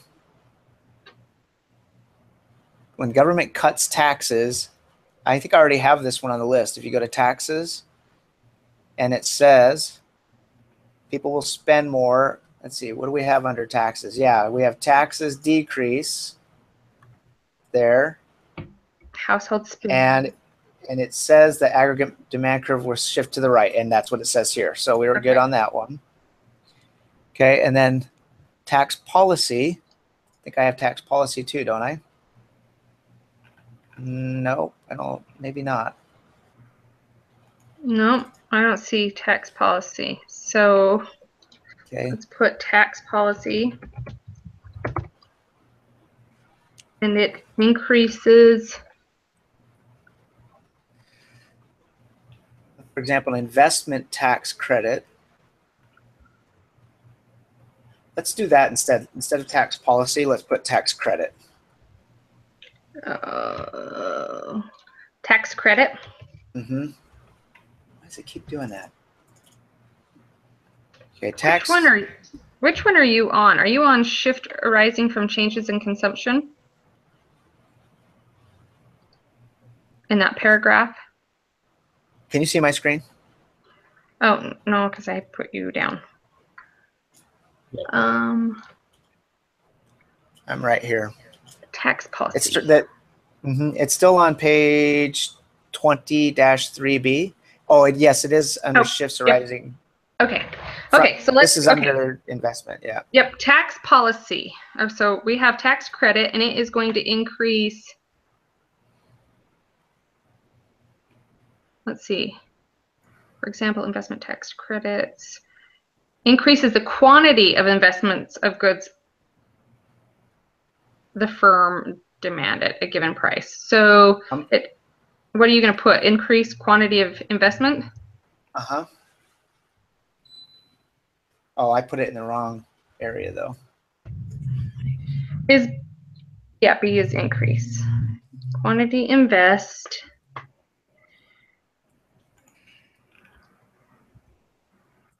What does it decrease? I guess it decreases government revenue. Yeah. But it shifts it to the right. You know, the more I learn about this, the more I study this, I think this is going to be true for all of us. But the more we look at these and the more we think to ourselves, how does this make sense? The less we're going to need this chart. No, I think so too. That's why these study groups are so great. You just talk them through it. You get them in your head a little bit better. And okay, and is there any others on here? Let's see here. Government, let's see, shifts arising from changes in government purchases. Shifts. Yeah, if government starts building more highways, the result is greater quantity of goods. So do I have government spending yet? Yes. Yes, I do. And it increases taxes and it decreases government spending. But I don't have the way that it changes the demand curve. So if we go to government spending decrease. Government spending decrease. That's going to shift the demand curve to the left. Oh, you have it to the right. Let's see here. If state government starts building more highways, the result is greater quantity of goods and services and demand at any price level. So the aggregate demand curve shifts to the right. Well. And you have it to the right. Okay. So that's right. And then conversely, it would be to the left. Yep, and that's what you have. So government spending increases, then it goes to the left. Okay. Decreases go to the right. Yep, you've got it right. All right, we're good there. Okay. This one has to do with exports.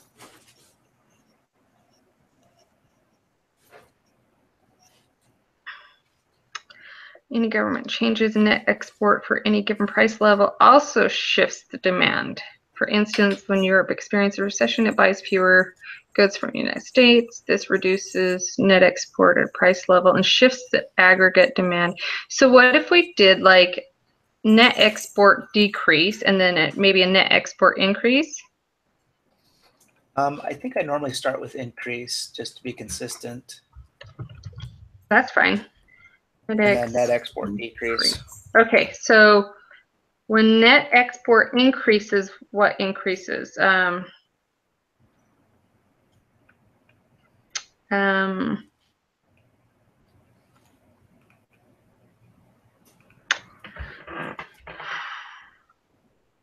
Let's just think about it because it probably doesn't tell us.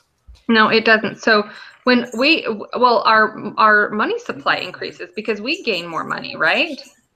I don't get dinner. You don't? Won't be done till 9. Hang on a second, guys. Sorry. That's okay. That's right. There's fishes, I think. Maybe some beach. It's for lunch this afternoon. There's more there too. They fed me lunch. Oh, did they? I had lunch today. Oh man. Just gonna miss dinner. Well, we'll go out to dinner when you're done. All right. Sorry about that. No, that's all right. Okay, so let's just think about this. Net export increases our money supply and it increases the value of our dollar. Because when our exports decrease, isn't that where our dollar decreases? Yep. Okay, so net export increases the dollar. And decreases. Yeah. What does it decrease? It's got to decrease something. Exchange. The right. foreign money. Yeah. Let's see. Guess we could say that. Foreign money. Foreign exchange.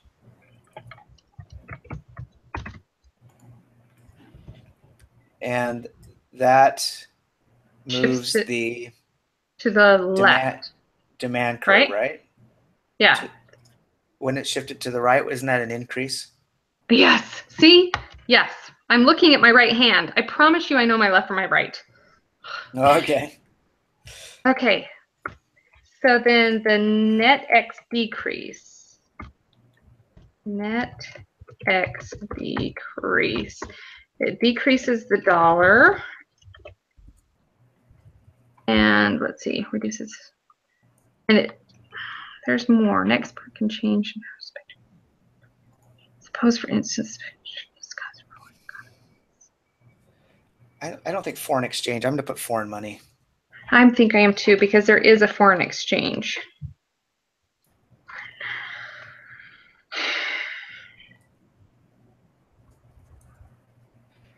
Okay, so a net export decrease basically shifts the demand curve to the left. To the left. Aggregate demand curve to the right.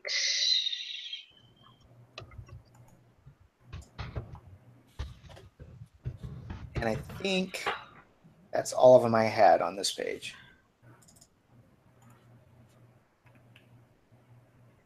Okay, conversely, speculation that causes a depreciation of the dollar stimulates net export and shifts the demand curve to the right. And that's what we have, right?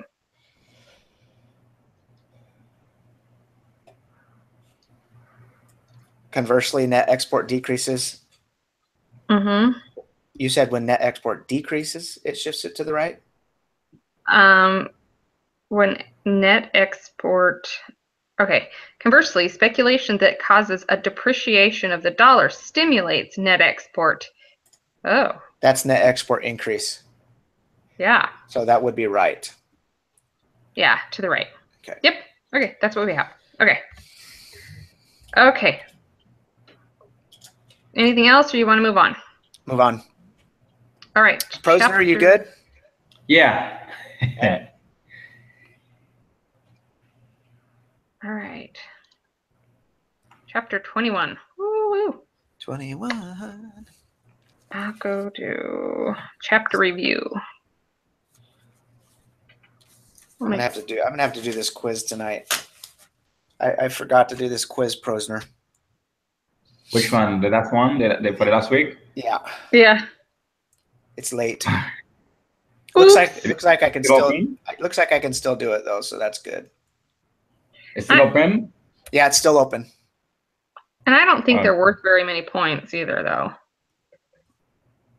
They're like 20 points. Oh. But the exams are weighted much heavier in this class. Okay. All right, bullet point 1. In developing a theory of short-run economic fluctuation, Keynes Keynesian. proposed Keynes. Proposed the theory of liquidity preference to explain the determinants of the interest rate. According to this theory, the interest rate adjusts to balance the supply of demand for money.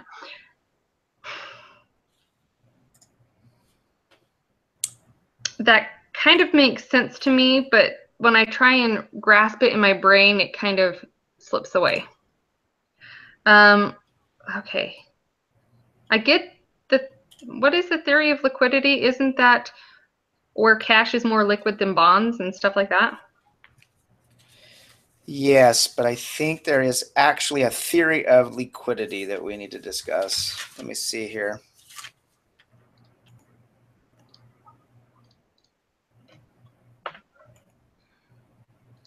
Looking at my notes. Oh. Theory that interest rate adjusts to bring money and supply and money demand into balance. I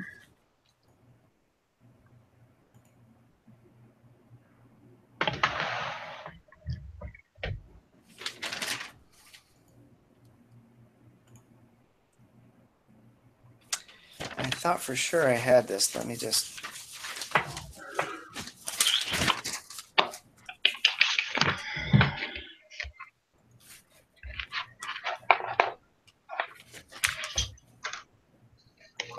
Nope. That's, yeah, theory of liquidity.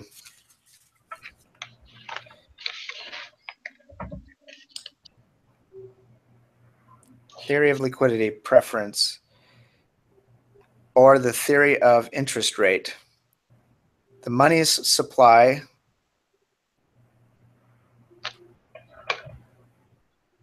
I wrote this in the car, so it's all bouncy. That's okay. So I have a question from the group quiz. It says, according to the liquidity preference theory, an increase in the price level shifts money demand curve rightward, so the interest rate increases.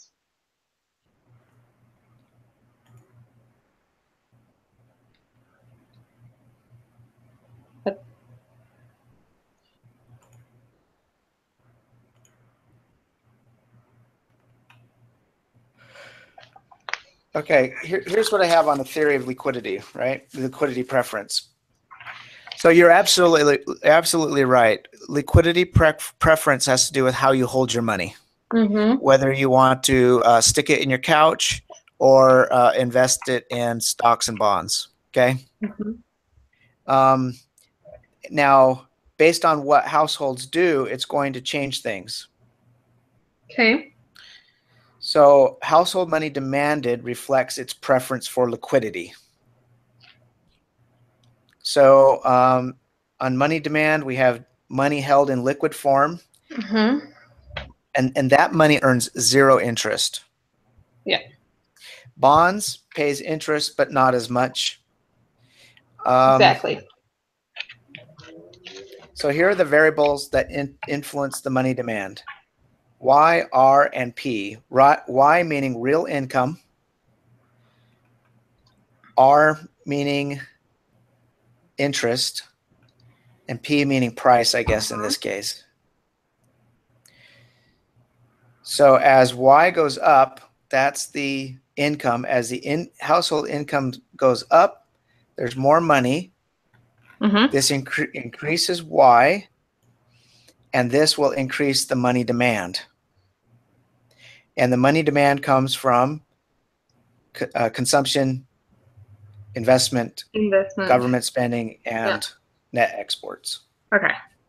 That's the theory of liquidity preference. Okay. So the interest rate adjusts to balance the supply and demand for money. So is this saying that the more people make, the more money that they're going to put in interest yielding? I'm not sure that that's what it says, but what it is saying is that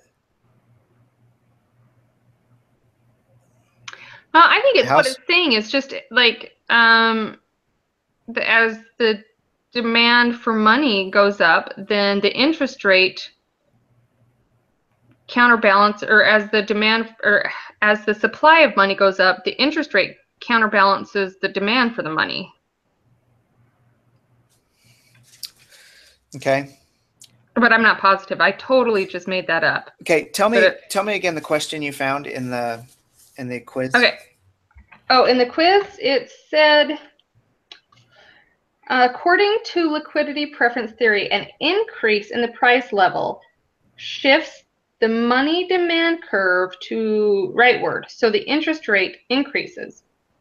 So an increase in the price level, so going upward, will shift the money demand rightward, so the interest rate will increase. But I thought the price level and interest rate were the same thing. Sometimes when they say price, they mean interest rate, like the price of money. Mm-hmm. And other times when they say price, they mean the price of goods and services. So interest rate would be on the x-axis, and the price level would be on the y-axis. No, that should be output, or it should be. But then you don't have enough, because you're comparing the money demand curve rightward. So your price level shifts up, so it goes up, and then your interest rate has to increase too. So you already have an x and a y. Let's see if we can draw this out and see if it'll make any more sense. Okay. I need you to read it to me because I don't have it. Oh, okay. So according to liquidity preference theory, an increase in the price level shifts the money demand curve rightward. Okay, here's our new money demand curve. Yep, so it goes rightward. So the interest rate increases. Which is here, and that's here. This is the interest rate is over here on the left. Okay, and so yes, that does increase from here to here. But now it's saying it has both price level and interest rate in the same question. So your price level goes up and your interest rate goes up. So that probably has to do with. So why is it, if it's the price of goods, why is the demand curve shifting right? Because I would think as price goes up, demand would go down. According to liquidity preference theory, an increase in the price level, so like chips, right? An increase in the price level, or that's the price? Okay. Okay, so an increase in price level shifts demand curve rightward, so the interest rate increases. So I think the word price level and interest rate in this question are two different things. Yeah, it sounds like it, but I still don't understand why an increase in prices would shift demand right. Not right, not an increase. But that's what it said, right? Yeah. Let's just double check and make sure that I got that one right, because that might be one of the ones that we missed. It hasn't closed yet. It won't let me see. Let's see here. In macroeconomic theory, liquidity preference refers to the demand for money considered as liquidity. So so this is not. I don't even know if this has to do with the same chart. I think this is a new chart, which has to do with the demand for money and not goods and services. But anyway, considers the concept was first developed by John Maynard Keynes in his book, okay, blah, blah, blah, to explain to. Okay, let me show you, because I've seen this before. Okay, this is question number 7, and we have this one right. Here's the supply demand for liquidity. Can you see this? Uh-huh. So we have interest rate and then money instead of output. Okay, that's what I was thinking. So that's your price level or money. So interest rate and money. So then it said an increase in the price level. So that would be your money, right? Okay. Shifts the demand curve rightward. So yeah, I can see that. So you start out here in an increase, it would shift it right. That makes sense, right? Okay. So the interest rate increases. Let's see here. So we're shifting, if we're here, yeah, that makes sense because you're going out. And the further out you go, the higher your interest rate will go, right? I'm just holding a pencil to this little graph, and I'm starting out at 0. And as my money goes out, my interest rate goes up. Doesn't the interest rate come down the more you go right? Oh. Yeah. Okay. Well, but let's see. The demand curve goes upward. Okay, let me see if I can find a different chart then. Yeah. Or does it go upward or downward? Now I'm confused. Just looking for maybe a better chart.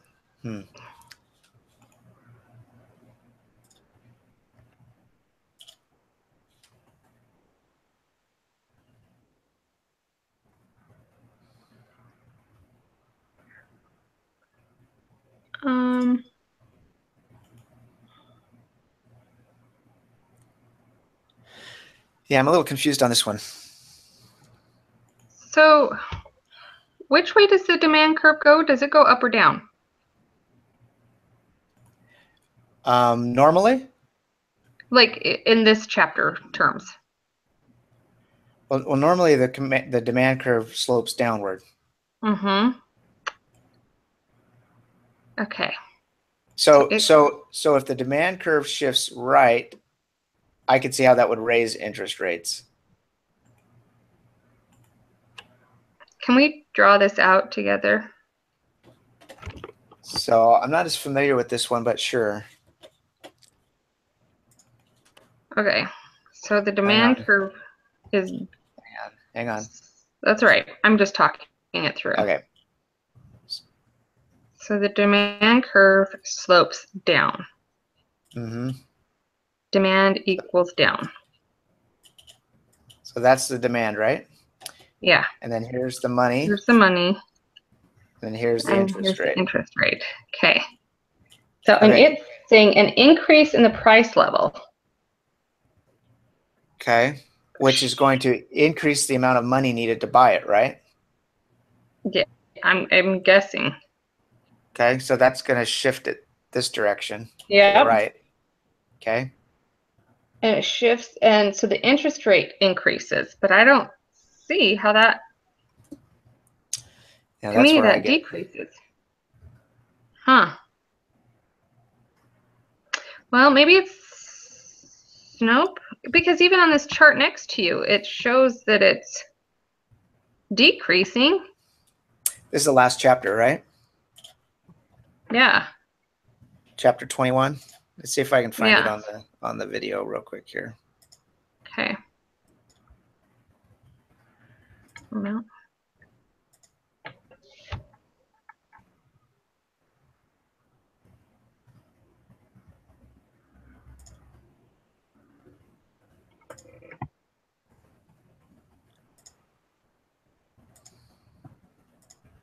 You hanging in there, Prosner? Yes. Good deal. Is your brain mush yet? Because my brain is mush. Stress, very stress. Stress. Yeah, No. me too. Mhm. So I'm trying to figure out how I can play something and have both of you able to hear it at the same time. I don't think we can do it on Google Hangout because I'm not using speakers today. I'm in I'm in LA today. Oh, Yeah, well, that's no fun. my wife is at a conference and I'm just hanging out in the hotel room doing my homework. That sounds awesome. Let's think about this. How could I share this video? Um, I guess what we could do is I could send you guys the link and have us all watch this segment and then see if it makes any more sense to us. yeah. Okay. Yeah, but we'll have to mute our speakers when we listen to it. Exactly.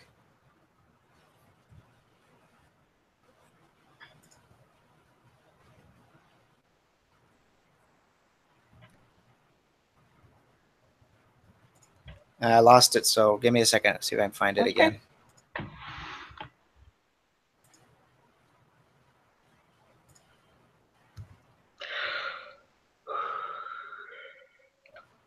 Oh gosh, that's not even the right chapter. How did that happen? It bounced me to a new video. Oh no. No, it's okay. I got it.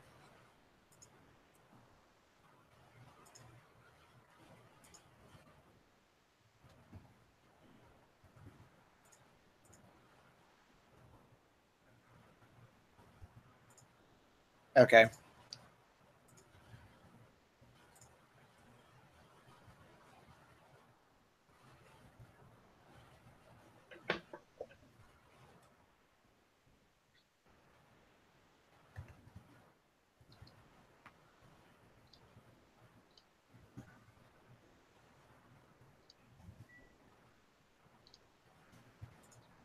Okay. So share. Start at this. All right, let me post this in our Hangout.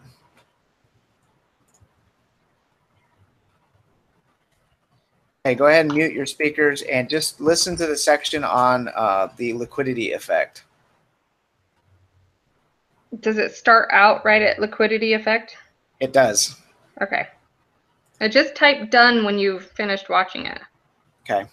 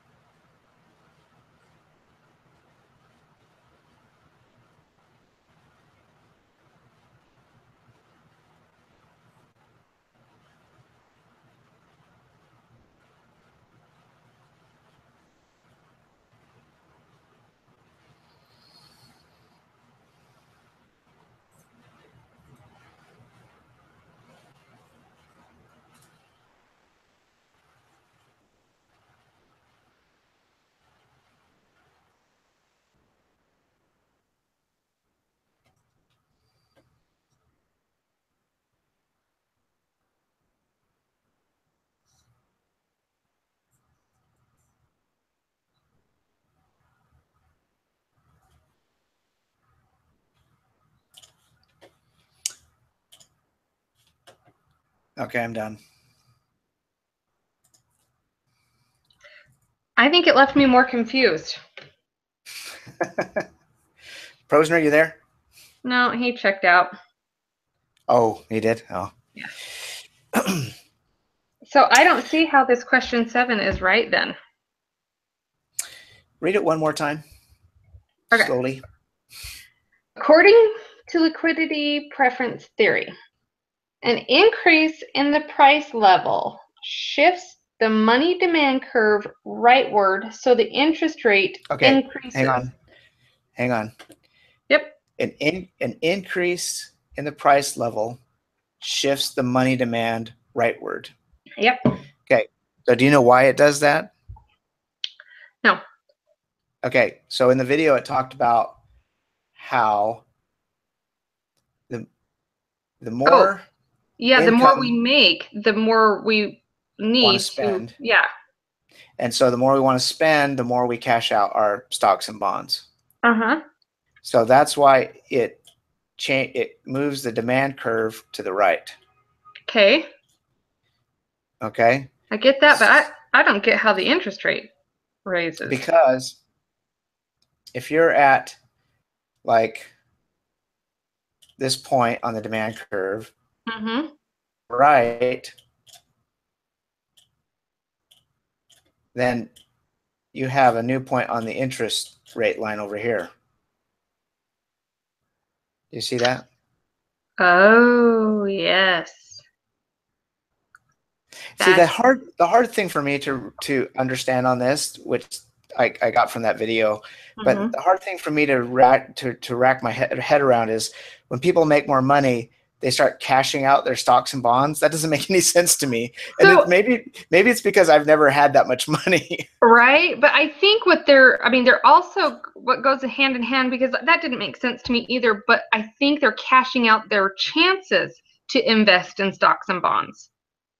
So not necessarily that they're selling their stocks and bonds, but instead of putting that money towards stocks and bonds, they're not. They're buying things instead. They're buying things instead, because that's the only way I can wrap my head around it, is they're not like actually cashing them out per se, because I just can't fathom people doing that, but they're foregoing that opportunity to cash in on stocks and bonds, or to invest in stocks and bonds. Okay. All right. Well, let's move on. Okay. I don't even remember where we were. That was really hard.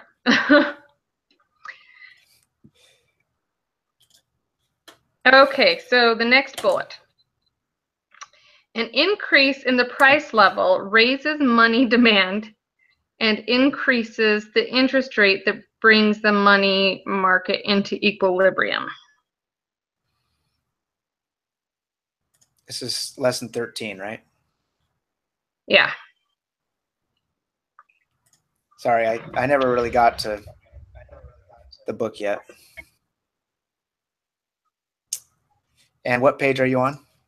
I am a review summary. Oh, okay.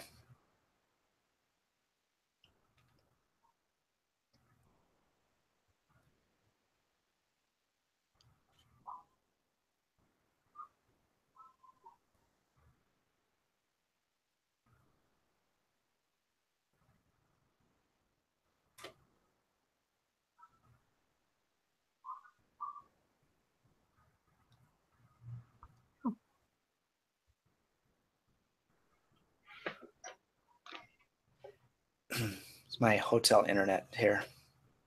Okay, and then chapter review. Okay, and which paragraph? Second paragraph? I think it's the second bullet. Okay, go ahead. Increase in the price level raises money demand and increases the interest rate that brings the money market into equilibrium. Because the interest rate represents the cost of borrowing, a higher interest rate reduces investment, that makes sense, and thereby the quantity of goods and services demanded.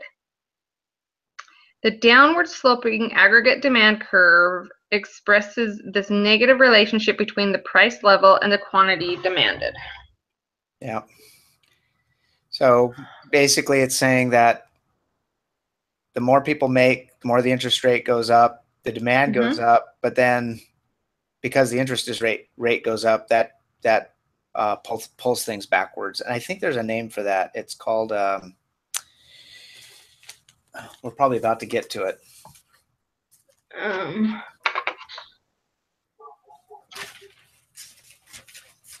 was just looking at it a moment ago. It's like an equilibrium.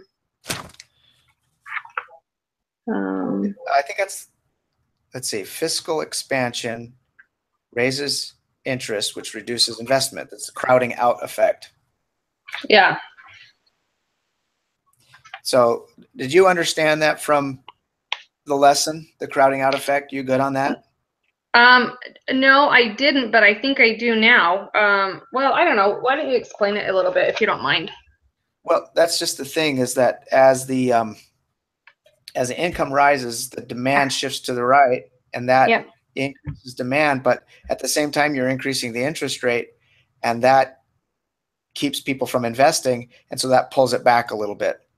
So if you ever have a question about crowding out, it's just that it doesn't raise as much as it would otherwise because interest rates are rising.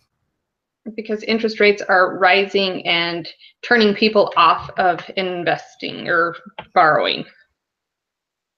Right. I have here, it still has an increase in the aggregate demand, but the interest rate mitigates the effect, crowding out private investors because it's now too expensive to invest. Correct. So, I mean, you could create a line on the aggregate demand curve that shifts to the right, but then you end up drawing another line. If you remember the homework, it had us do this. Drew another line just below it, just to the left, to show the crowding out effect. Yep. Okay. Yep. I'm looking at it right now, I think.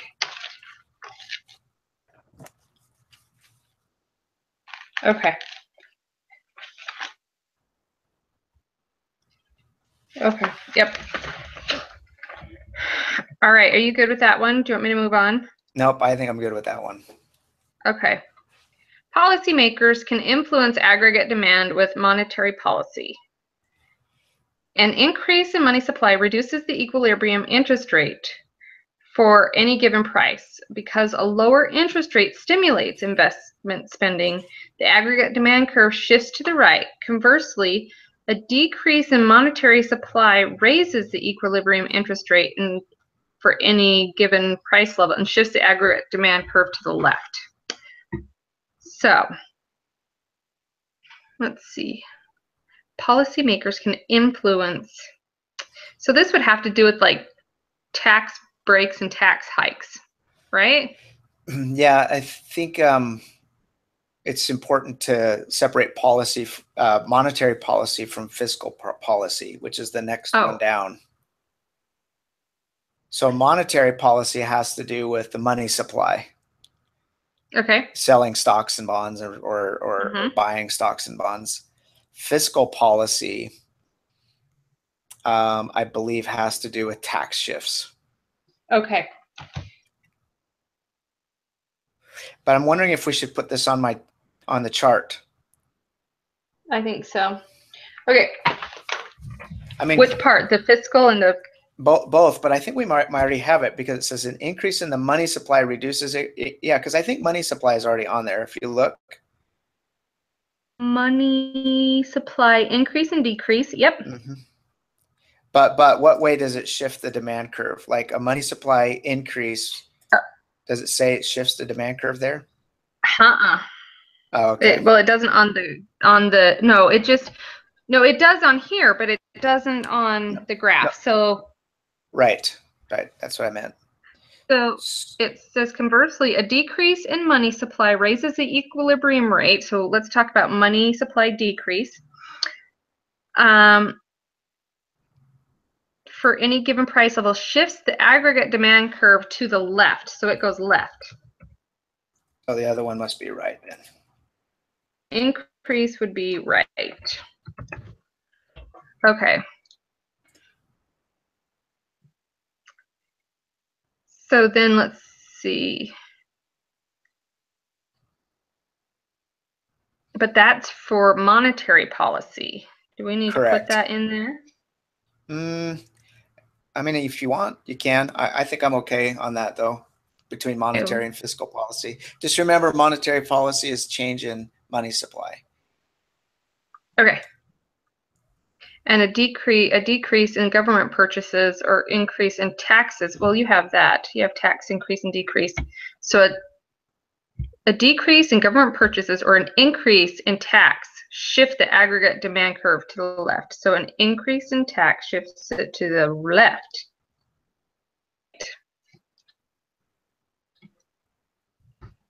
And a tax decrease shifts it to the right, right? Where are you? Are you down here under tax decrease and increase? Oh, I must have something wrong here because I have both right. So a decrease shifts it to the right. Tax increase shifts it to the left, and a decrease shifts it to the right. That makes sense. Okay, I'm good. Okay. Alters the resulting shift in aggregate demand can be larger or smaller than fiscal changes. The multiplier effect tends to amplify the effects of fiscal policy on aggregate demand. The crowding out effect tends to dampen the effects of fiscal policy on aggregate demand. Yeah, both of them are fiscal. Do you understand why now on both those? We've talked about both of them. I don't understand. I mean, I understand the difference between fiscal and the monetary, but multiplier. Government spending. Okay, yeah, the multiplier. Yeah, you know what the multiplier effect is, right? Do you know what the multiplier effect is? Isn't that what you have to use? Let me see. Let me find my notes. That was the that goes back to chapter the first 10. one. Mm-hmm. It's what you use for. Oh my goodness, where is it? How much money can be created? What was it again? Yeah, it is how much that the banks can then invest based on the what's it called, the reserve rate ratio. Reserve ratio, right? Okay. Yep, I got that.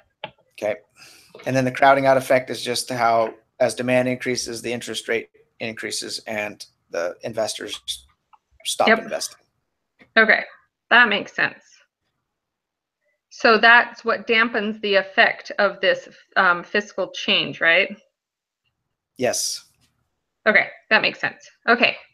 Because monetary and fiscal policy can influence aggregate demand, the government sometimes uses the policy instruments in an attempt to stabilize the economy. Economists disagree about how active the government should be in this effort. According to the advocates of active stabilization policy, changes in attitudes by households and firms shift aggregate demand. If the government does not respond, the result is undesirable and unnecessary fluctuations in output and employment. According to the critics of active stabilization policy, monetary and fiscal policy work with such long lags that attempts at stabilizing the economy often end up being destabilizing. And that's because it takes so long for it to set in that we've already corrected ourselves, and by the time it sets in, then it's destabilizing again. Yes. Yeah. Good. Perfect. Oh my gosh. We made it. Yep. only 3 hours. Yep. And I'm hungry. I'm on low blood sugar now. Right. I'm super hot. It's super hot in here. Good luck tomorrow. Or where are you taking your exam at? So I'm in LA, and my proctored location is back at home. So oh no. I was lucky enough to get an extension. Oh, good. So I was hoping that they would do that for you. I'll be able to take it when I get home on Thursday or Friday. Okay. Well, that's good. Well, then I'll send you an email and let you know what was on it and what worked best. Well, don't tell me what was on it, but if you have some No, heads up. I mean just what to study for mostly. I mean, I don't have a picture. I don't Yeah. have a picture perfect memory, but I can tell you at least what more was on it. Yeah. On this spreadsheet, Yeah. you know how to put it in alphabetical order. I recommend that you do that since we added Yep. some on the bottom. Yep. Just to make it easier for you. And Yep. you're good in printing it super small. Yep. Okay, because I had created an image which I sent you earlier, but if you can do that, I'll just let you do that. Yep. I can do that. What I All did right. last, Well, I appreciate. I was just gonna say Go what I ahead. did last time is I printed them out the right size and everything, and then I just cut both of them out and then glued the two back to back together. Oh, really? Yeah, because that was just easiest for me rather than try and run a 3x5 card through the printer or something like that. Oh no. Yeah, no. I have well, normally I didn't do it in Excel, but I have in Microsoft Word, they have a 3x5 card. Yeah. And so I just put it, printed it in 3x5 form, and then I wrote it that way in that 3x5 form. And so then I just printed them out. But it can be front and back. So how did you do front and back? Did you just tell your printer to print front? Yeah, I just had it because it will give you an option of like, I think 4 of them to one sheet. Uh-huh. Cut it in half, and then I taped it together. Oh, okay. I see. All right. Sounds good. All right. Thanks, Bradley. I appreciate you so much. Good luck. I appreciate you too. Thank you. Yep. I'll send this off to everybody. Okay. I appreciate that. It's going to save me. Yeah. I'll talk to you later. All right. Bye-bye. Bye.